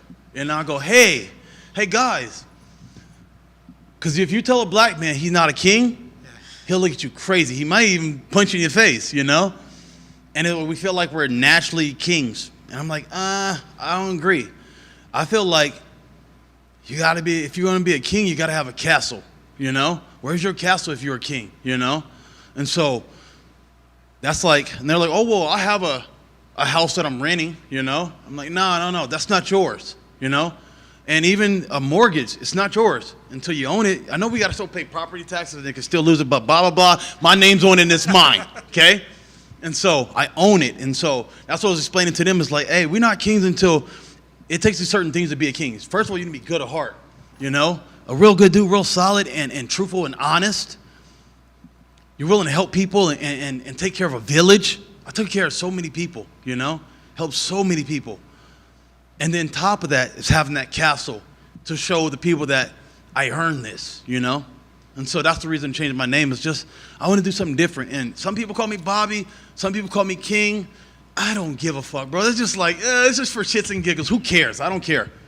Not to get too deep on this, but you say about you take care of a lot of people and stuff like that. Sometimes we see in combat sports, you know, guys take care of everyone around them, and slowly but surely those people take advantage or they take it for granted. Do you ever have to stop yourself and be like, well, I want to look after these people because they're appreciative, but I have to make sure that I'm not ever giving too much to too many people? Yeah, exactly. It's a funny game with people, you know, especially when they think you got some money. You know, everybody got an issue, and you're the one that can fix it. And so it's a real funny game, and seeing between love and not love, and sometimes that's real hard to see. You think everybody loves you, but you start finding out as these roads get dark and stuff, you know, everyone's looking out for everyone else, you know? We're all looking out for ourselves. Best of luck on Saturday, man. There's a few in front of you. You made a lot of headlines when you were on that podcast defending Anthony Smith and just a lot of the veterans of this game. I'm just curious, do you feel like the fans in general, because I've asked this question to Cub Swanson, I asked this to Anthony, and you know, they say, you know, there's some fans that never watched the WEC. They never knew you were in Strikeforce. They don't know what King of the Cage is. They don't know any of these other promotions. Do you feel like the fans that maybe discovered this sport during the pandemic when it was the only thing going have done their proper research and like they respect the veterans of the game like yourself? Yeah. First of all, I was just trying to break that shit down to TJ. And I was like, TJ, you got what, 23 fights? Look how much his body has failed him after 23. Imagine, I got 50, this is my 51st. Anthony's like close to 60. You don't know what that walk is like, TJ, when we get that fucking far down, bro. You know? To keep doing this and chugging along, that's what my hat's off to. Tony Ferguson, Nate Diaz, Jim Miller, those guys that are really fucking true fighters till the end. We fought the young, the new, the next version, the next generation, and the next generation, you know? So, like, some people, like, they look at us like, well, you're not champion, so I don't even know if I could even talk to you. And it's like, damn, you just overshadow so much. Like, you have no idea what it is to be those guys, you know? To kind of go off of that, you know, Ruffy, your opponent on one of the embeddeds, he's like, I think his phrase was like, oh, I'm going to bring something new that Bobby's not seen. But he was 11 when you made your pro debut. Sheesh. So do you think that's just like young fighters hear fighters say stuff like that and they think that's what they have to say? Because like realistically, what could a fighter like Mauricio Ruffy bring that you haven't seen inside of a cage? That's crazy. I was telling him the same thing. I'm going to show you something that you ain't seen. You know, I know you seen my fights, but everyone will say like once they got in it with me, it was totally different, you know? It's different when we're getting into the actual fight, you know? And so what I do want to tell him, because I heard he was saying like, I'm going to be talking shit to him and And I'm like, bro, I don't talk shit to anybody. I don't know where y'all got this narrative for me. Like, I'm a good dude, bro, and I don't got no disrespect or hate for nobody, you know? I just tell truths when I'm in there. If you talk to anybody that's fault with me, I didn't talk shit to them. I'll just be like, that was okay. I say it's okay. I'm be honest, like, it's okay. Or if I say it was good, I'm like, okay, that one was good. All right, come on, let's go, let's keep it going. So I'm just not talking shit. I'm more so just telling truth if I want to say anything, you know? And so I don't know where these guys are getting it from. Like, that Grant Dawson guy, he said something like, you're trying to get in my head. I'm like, I've never tried to get in nobody's head, bro. Like, what? That's kind of weird. I'm going to get into your head. Like, that shit's weird, bro. I'm a cool-ass dude. I don't be tripping about nobody. But they just take some shit and think I'm doing some weird voodoo. Get in your head. Just a couple more. I don't know if you're a guy that pays attention to, like, where he stands in, like, the lightweight record books, but you know, you have the most significant strikes and total strikes in UFC lightweight history, and you're the only lightweight with over 2,000 total strikes landed. I think the next one close to you is at 1,700, and that's Jim Miller. Is that stuff you pay attention to, or do you even care about, you know, stuff like that in the record books? I don't really try to pay too much attention to it. That means that I go to work. That means I stay busy. You know, that means that I'm out there working, you know, and so that's a great thing to have. I was trying to put way more numbers, but the Patty shit kind of fumbled. I had the worst fight of my life with Patty, and it is what it is, but that's pretty dope, I guess, you know. And just last one. I was going through your past fights just to see how far back it was, like comparing his date of birth to like your debut. And I saw you you had a fight against Charles Bennett, obviously. Can you believe that he's still fighting, like in 2020? He is? Crazy we're still fighting? Well, he goes by Felon now. He goes by what? Felon, Charles Bennett. He doesn't want to be Crazy Horse anymore.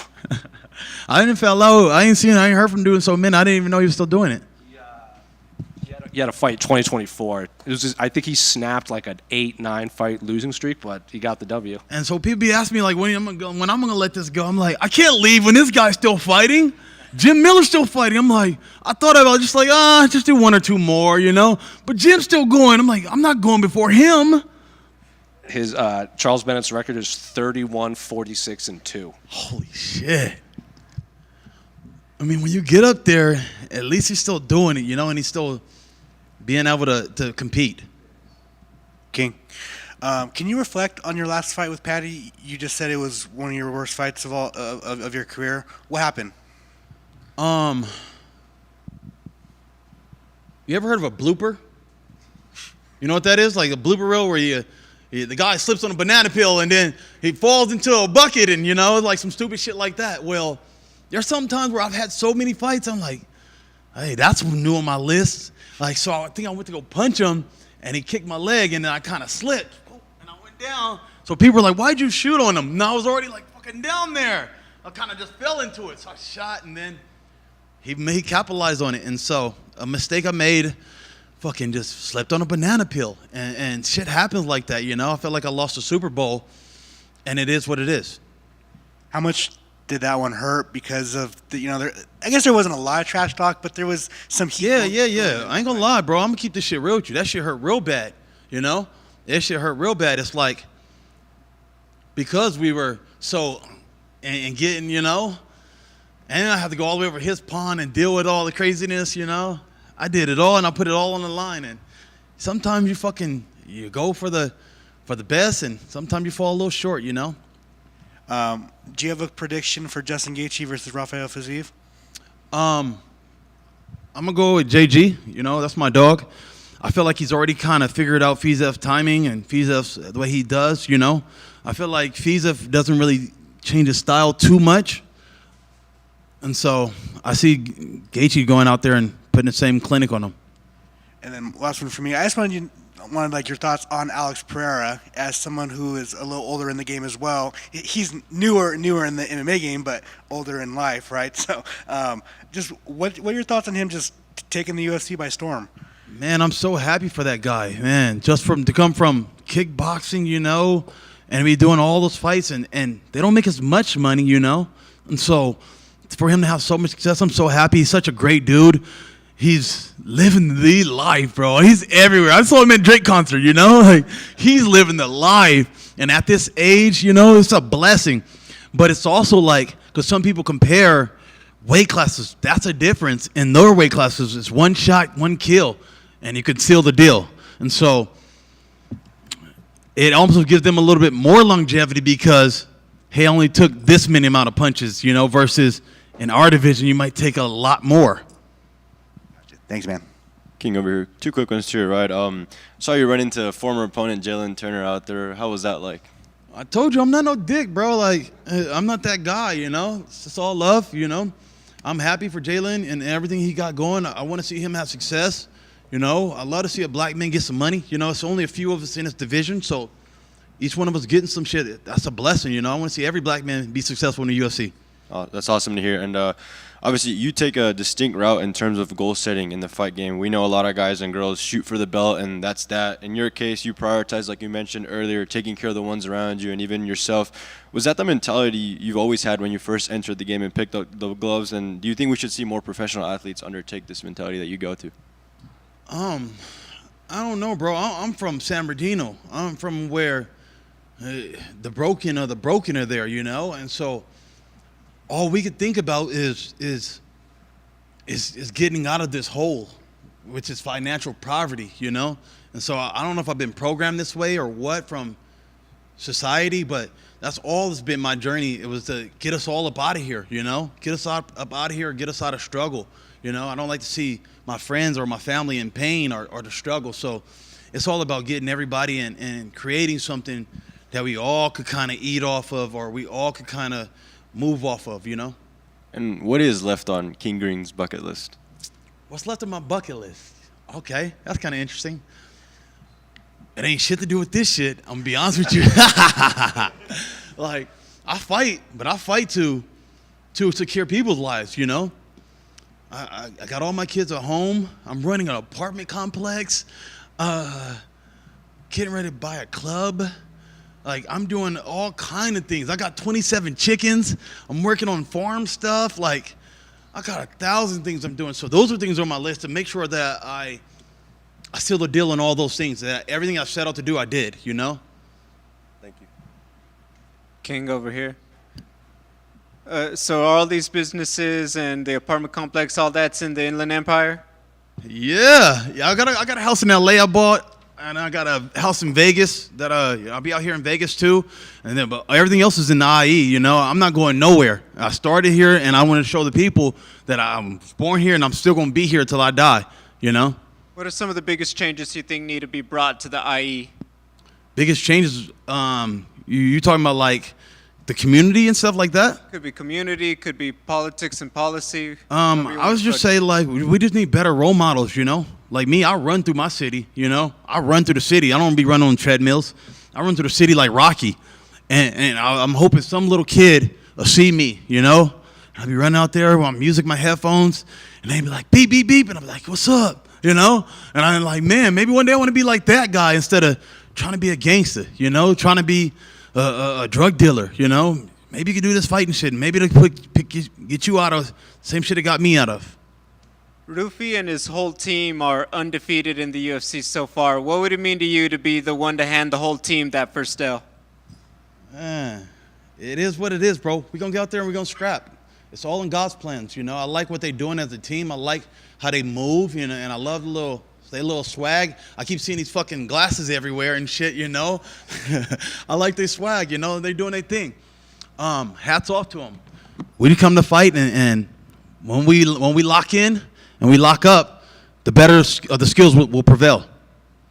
You say you don't talk trash, so can I ask, who would you say you talk the most truth to out there in the octagon?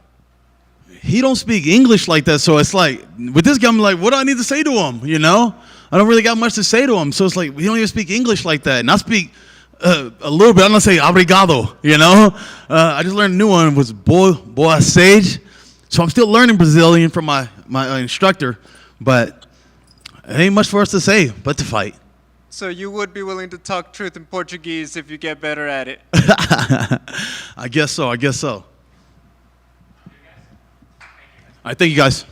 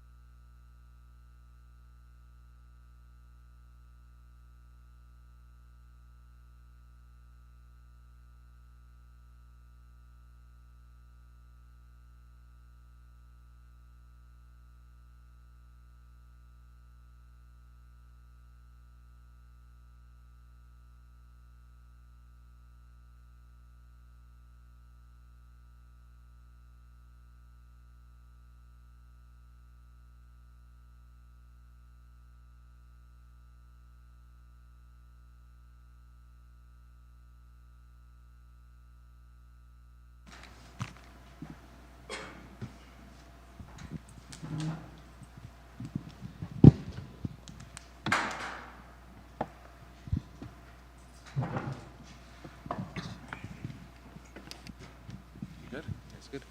Well, Alex, front right here. Obviously, anytime you fight these days, it's going to be, a big fight week. A lot of attention's brought to your fight surrounding you. I'm curious, just how's this fight week been in general? Because I would imagine, being someone with the star power you are, representing Brazil, training in America, you have to do a ton of media, a ton of photo shoots and everything. So just how's fight week and preparation been as a whole? Fala, Alex. Pô, agora, grande semana agora para você, mas acho que agora toda vez que você luta, vai ter toda essa atenção, vai ser uma grande semana da luta. E específico essa daqui, como é que está sendo essa semana para você, semana da luta? Está sendo mais ocupada que as outras? Porque seu nível de estrelado está subindo, né? Conta um pouquinho para a gente como é que está sendo.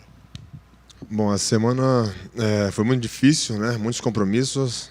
Eu diria que foi a luta que teve mais trabalho, mais com mídia, mais, a gente entende, como eu estava falando ontem, vocês sempre estão levando o nosso nome, passando para as pessoas o que a gente está falando. Então acho que eu vejo a importância disso, né? Mas não é só isso, tem treinos, alimentação, corte de peso durante essa semana. É um pouco puxado, mas esse é meu trabalho, eu escolhi isso.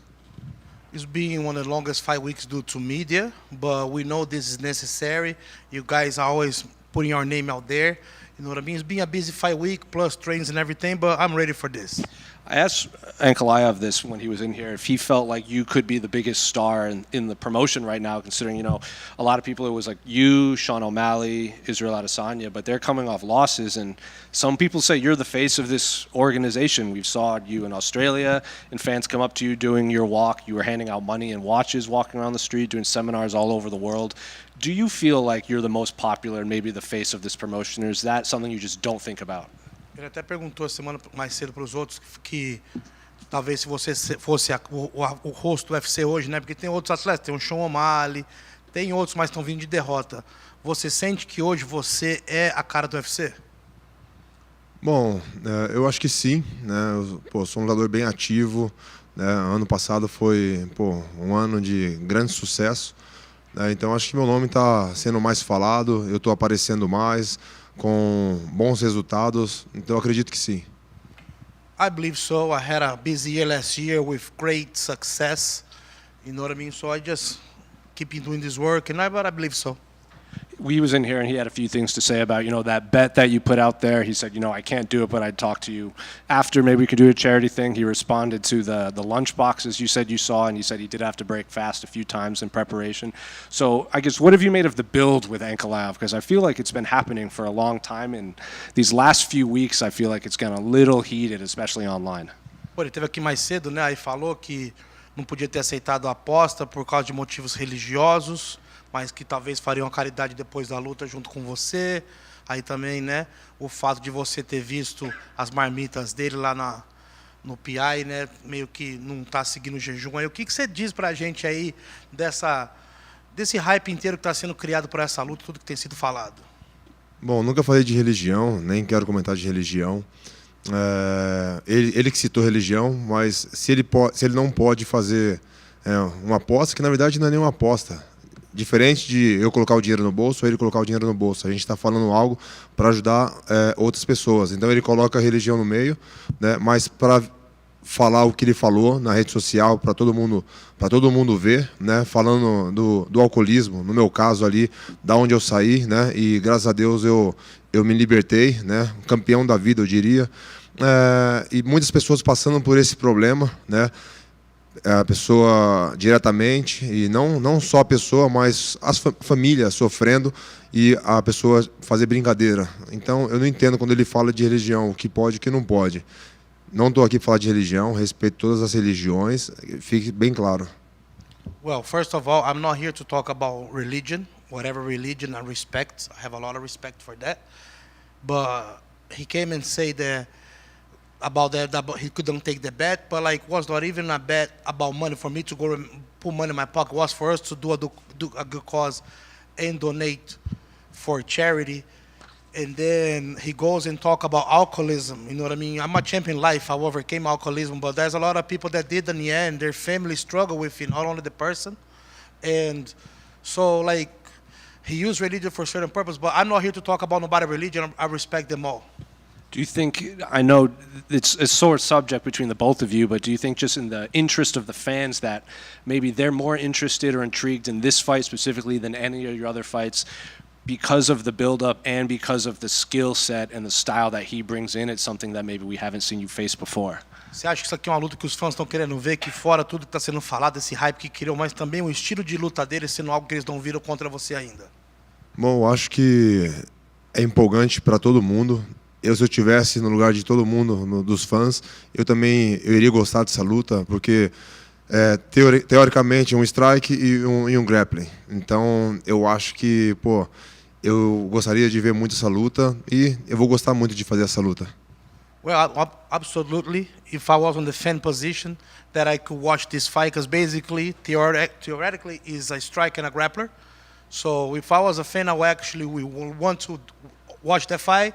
It has a fight. I want to fight that fight. Last one for me. Is part of you hoping he tries to take you down so you can showcase your skills on the ground?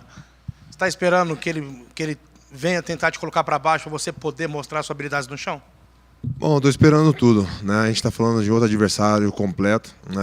A gente já viu algumas coisas dele. Muitas pessoas falam do grappling, mas ele não mostra muito. Mas eu tô bem treinado.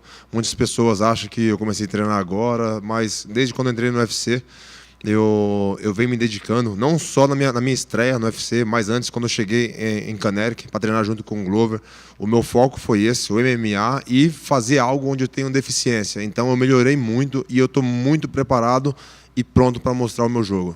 Well, when we talk about him as a complete fighter, not only a wrestler, I have skills everywhere, but I'm prepared too. Like, I've been training wrestling and grappling since before I joined the UFC. When I first came to Connecticut to Glover Teixeira, I came there to be an MMA fighter, and I'm ready for this.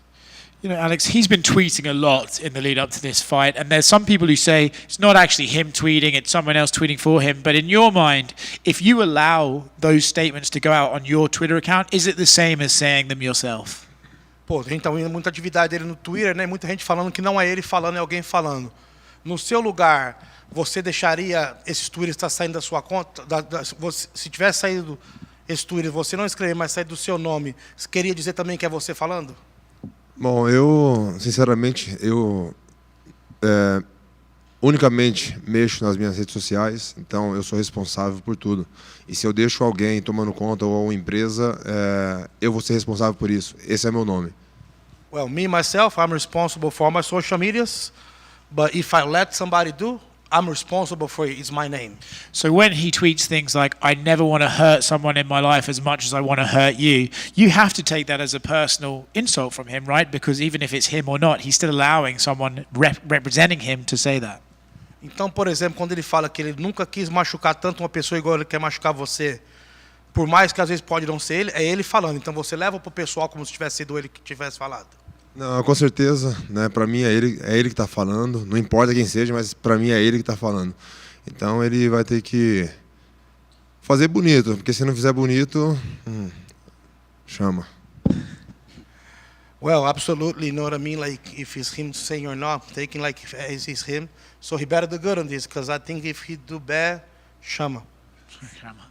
Outside of this fight, I wanted to talk to you about your career in general. Usually in mixed martial arts, when someone has a very successful run and then they lose, it's very rare, if at all, that they're ever able to go on a second run. You had an amazing run at middleweight, then you lost to Israel, but then you've since then had this amazing run. What do you attribute that to, your ability to survive a loss and find momentum again, which most people can't in this sport? Pô, nesse esporte é um esporte muito difícil quando o campeão tem aquela primeira esticada, aquela sequência de vitórias e perde, conseguir ter mais uma segunda. Você é um cara que você conseguiu chegar ao cinturão, perdeu para o Israel Adesanya e depois já teve mais uma agora, que é o momento que você está. Ao que você atribui essa segunda chance? Bom, acho que isso é a minha dedicação, né? Onde eu estou sempre treinando e onde isso fortalece a minha mente. Tem muitas coisas também que aconteceram, né? Pô, todo mundo sabe que comecei já uma pessoa mais velha no esporte. No MMA também, sou muito novo comparado com os outros atletas. Então, numa perca ali, eu estava num processo de evolução. Então, acho que eu mantive a minha mente forte e quis continuar. Well, like everybody know, I'm an older guy on the sport, but I was very young into my MMA career, so I was learning as I go. And I think it was just a matter of determination and knowing who you are, and like I just kept going, just made the adjustments. Last one for me today. It was announced Dana White is getting into the boxing business. Does a fight with Alexander Usyk become more real? Dana White anunciou hoje que está abrindo boxe aí, né? A luta com o Alexander Usyk para você é alguma coisa que está se tornando cada vez mais real, uma coisa que você quer? Não, com certeza. Quando eu vi o anúncio ali, eu já pulei de alegria. Quem sabe aí em setembro, Saudi Arábia. Absolutely, man. I was hyped. I was happy when I heard the news. Who knows? September, Saudi Arabia. Alex, right here, brother. Chama. Right here. When Magomed was in here earlier, I just want to kind of go back to the tweets he was putting out earlier. He said it wasn't directed so much as an insult as it was, he was saying like, hey, I want to know if this guy's actually prepared, you know, when he's out and he's at these different events. DC was also a little bit critical of you. He said, you know, has this guy really been training? And you kind of poked fun at DC on your story saying, hey, DC, we're out here working. So do you have a message to anybody that would be critical of you going to these different places when you have a fight coming up? Acho que o Ankalaev tá mais cedo aí, até se perguntou, assim, não do modo desrespeitoso, mas está curioso se você está mesmo preparado para essa luta. E o Cormier também falando que estava curioso que quando você viajou, se você conseguisse se preparar. Você tem alguma mensagem para essa galera que está duvidando que você está pronto? Bom, eu não vou nem falar nada aqui, porque senão se for falar tudo que eu gostaria de falar aqui, talvez as pessoas me olhem diferente. Uma coisa, falou, pô, o Alex tá mudando, não era assim. É óbvio, vou te dar um exemplo. Se tem uma pessoa que só está te falando algo, te colocando para baixo, você tem um autocontrole e você está ali, você não vai brigar com a pessoa. Então você escuta isso a sua vida inteira e depois essa pessoa vai lá e te bate. E aí você bate nela, você se defendendo. Quer dizer que eu mudei porque eu bati nela? Well, honestly, I'm not even gonna say everything that is on my mind about this because I think people start look at me in a different way. But because the way that I feel is like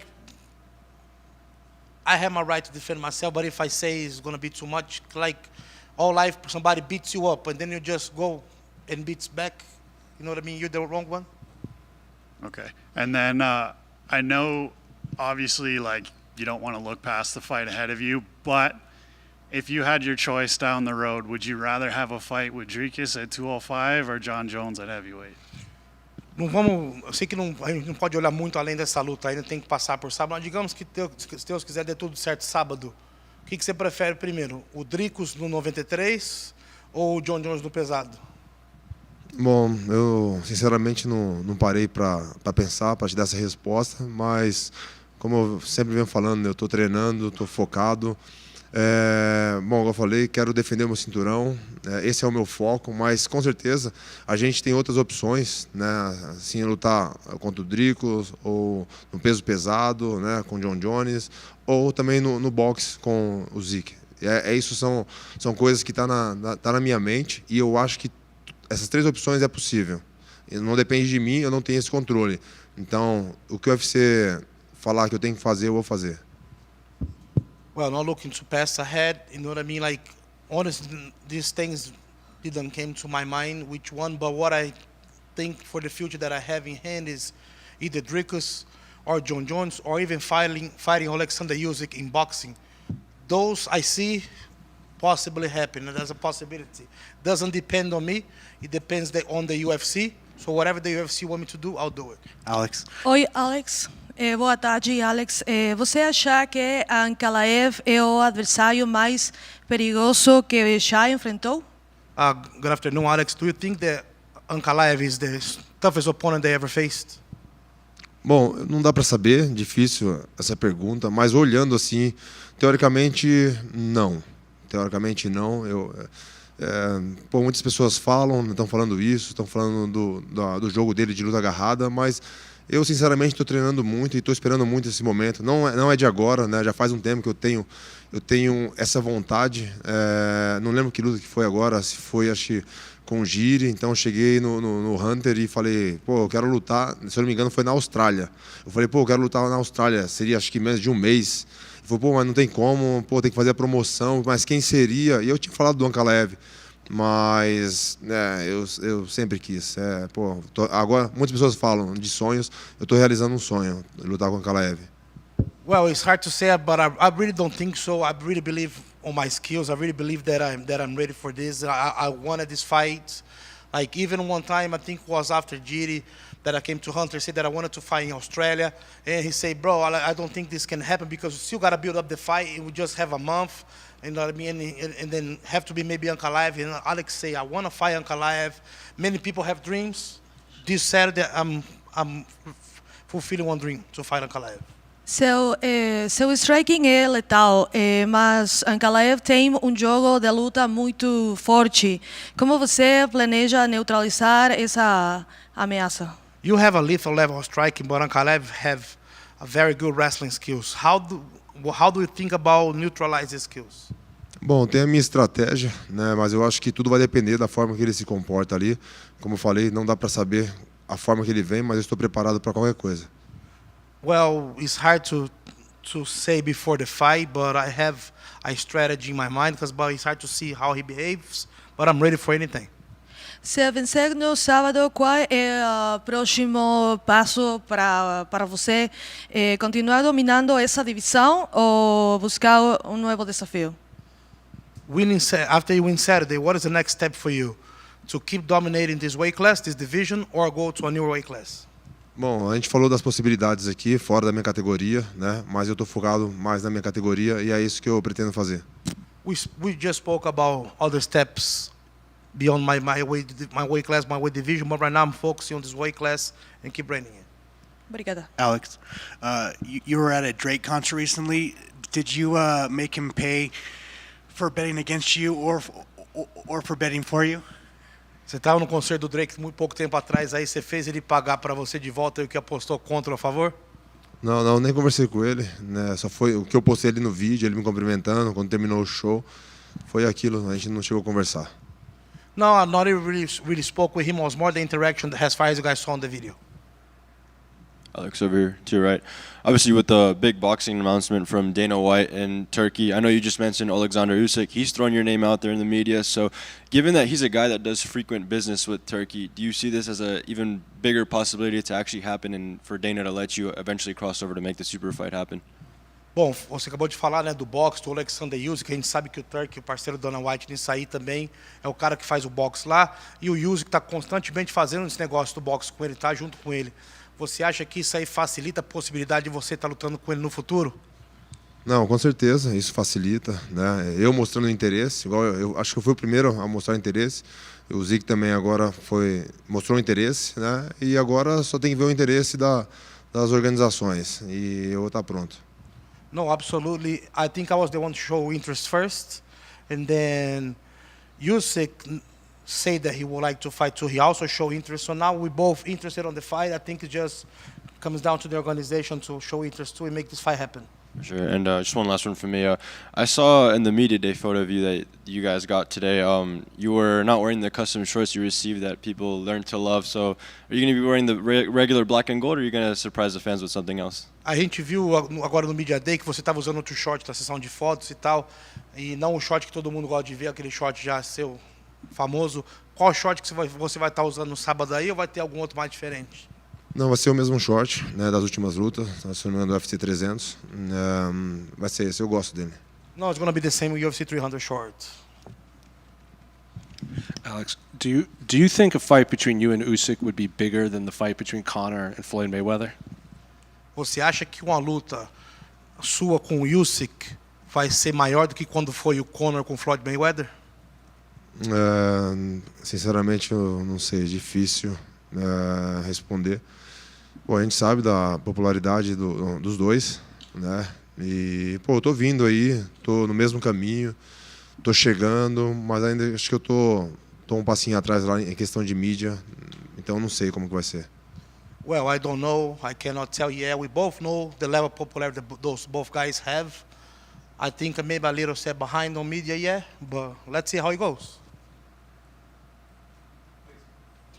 Alex, Do you feel you can tell when an opponent is intimidated when you look into his eyes?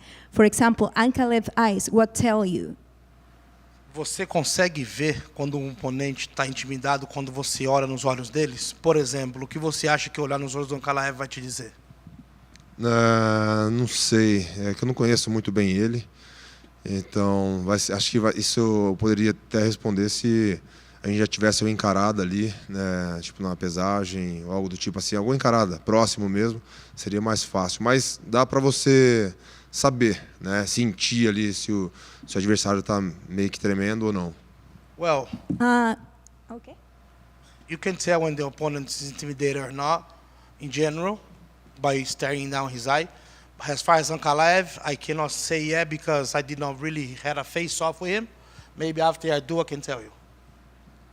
I have other question. Como acredita que vai fazer sua luta? Ficando em pé ou a nível do piso? Ankalaev or Alex? For him, like how he thinks going to be his fight. Pode responder. Como é que você acha que vai ser sua luta, de pé ou no chão? Bom, estou preparado, eu não sei. MMA, chama. Well, I'm prepared. I don't know. It's MMA. Chama. And you also have a lot of fans from Ecuador. I am from Ecuador, and a lot of people are hoping you win this fight. So, good luck for you and for Brazil. Você tem bastante muitos fãs no Equador também, então todos torcendo para você ganhar essa luta. Boa sorte para você e para o Brasil. Obrigado. Alex, right here. Alex, which 3 fighters would you bring with you to rob a bank with Coach Plinio? Alex, qual outros 3 lutadores você levariam para roubar um banco junto com o seu coach Plínio? Yusri, o Glover, né? O Glover, né? Para dirigir, o Glover para dirigir, né? E o outro, quem mais? Quem, Plínio? Shane Strickland, pô. Shane Strickland. Yusri Belgari, Glover to drive, and definitely Sean Strickland. Which one is most likely to confess to the cops? Agora, qual de todos você acha que é o mais fácil de caguetar para os policiais depois, de entregar o jogo, se for preso? Não, acho que nenhum. None of those. There have been a couple of videos. We know that Connecticut gets very cold, but how often do you actually wrestle in the snow with Glover for your training? A gente sabe que Connecticut é frio pra caramba, então com frequência você está fazendo um wrestling na neve com o Glover? Bom, aquele vídeo ali foi mais para brincar mesmo, né? Não sei como que as pessoas treinam no gelo, né? Eu também nunca vi, assim, por estar ali na neve, mas a gente fez uma brincadeira que a gente está ali levando para os fãs, né? Algo para eles também se divertir, eles gostam muito desse tipo de vídeo, né? Mas não foi na neve, mas eu treinei muito.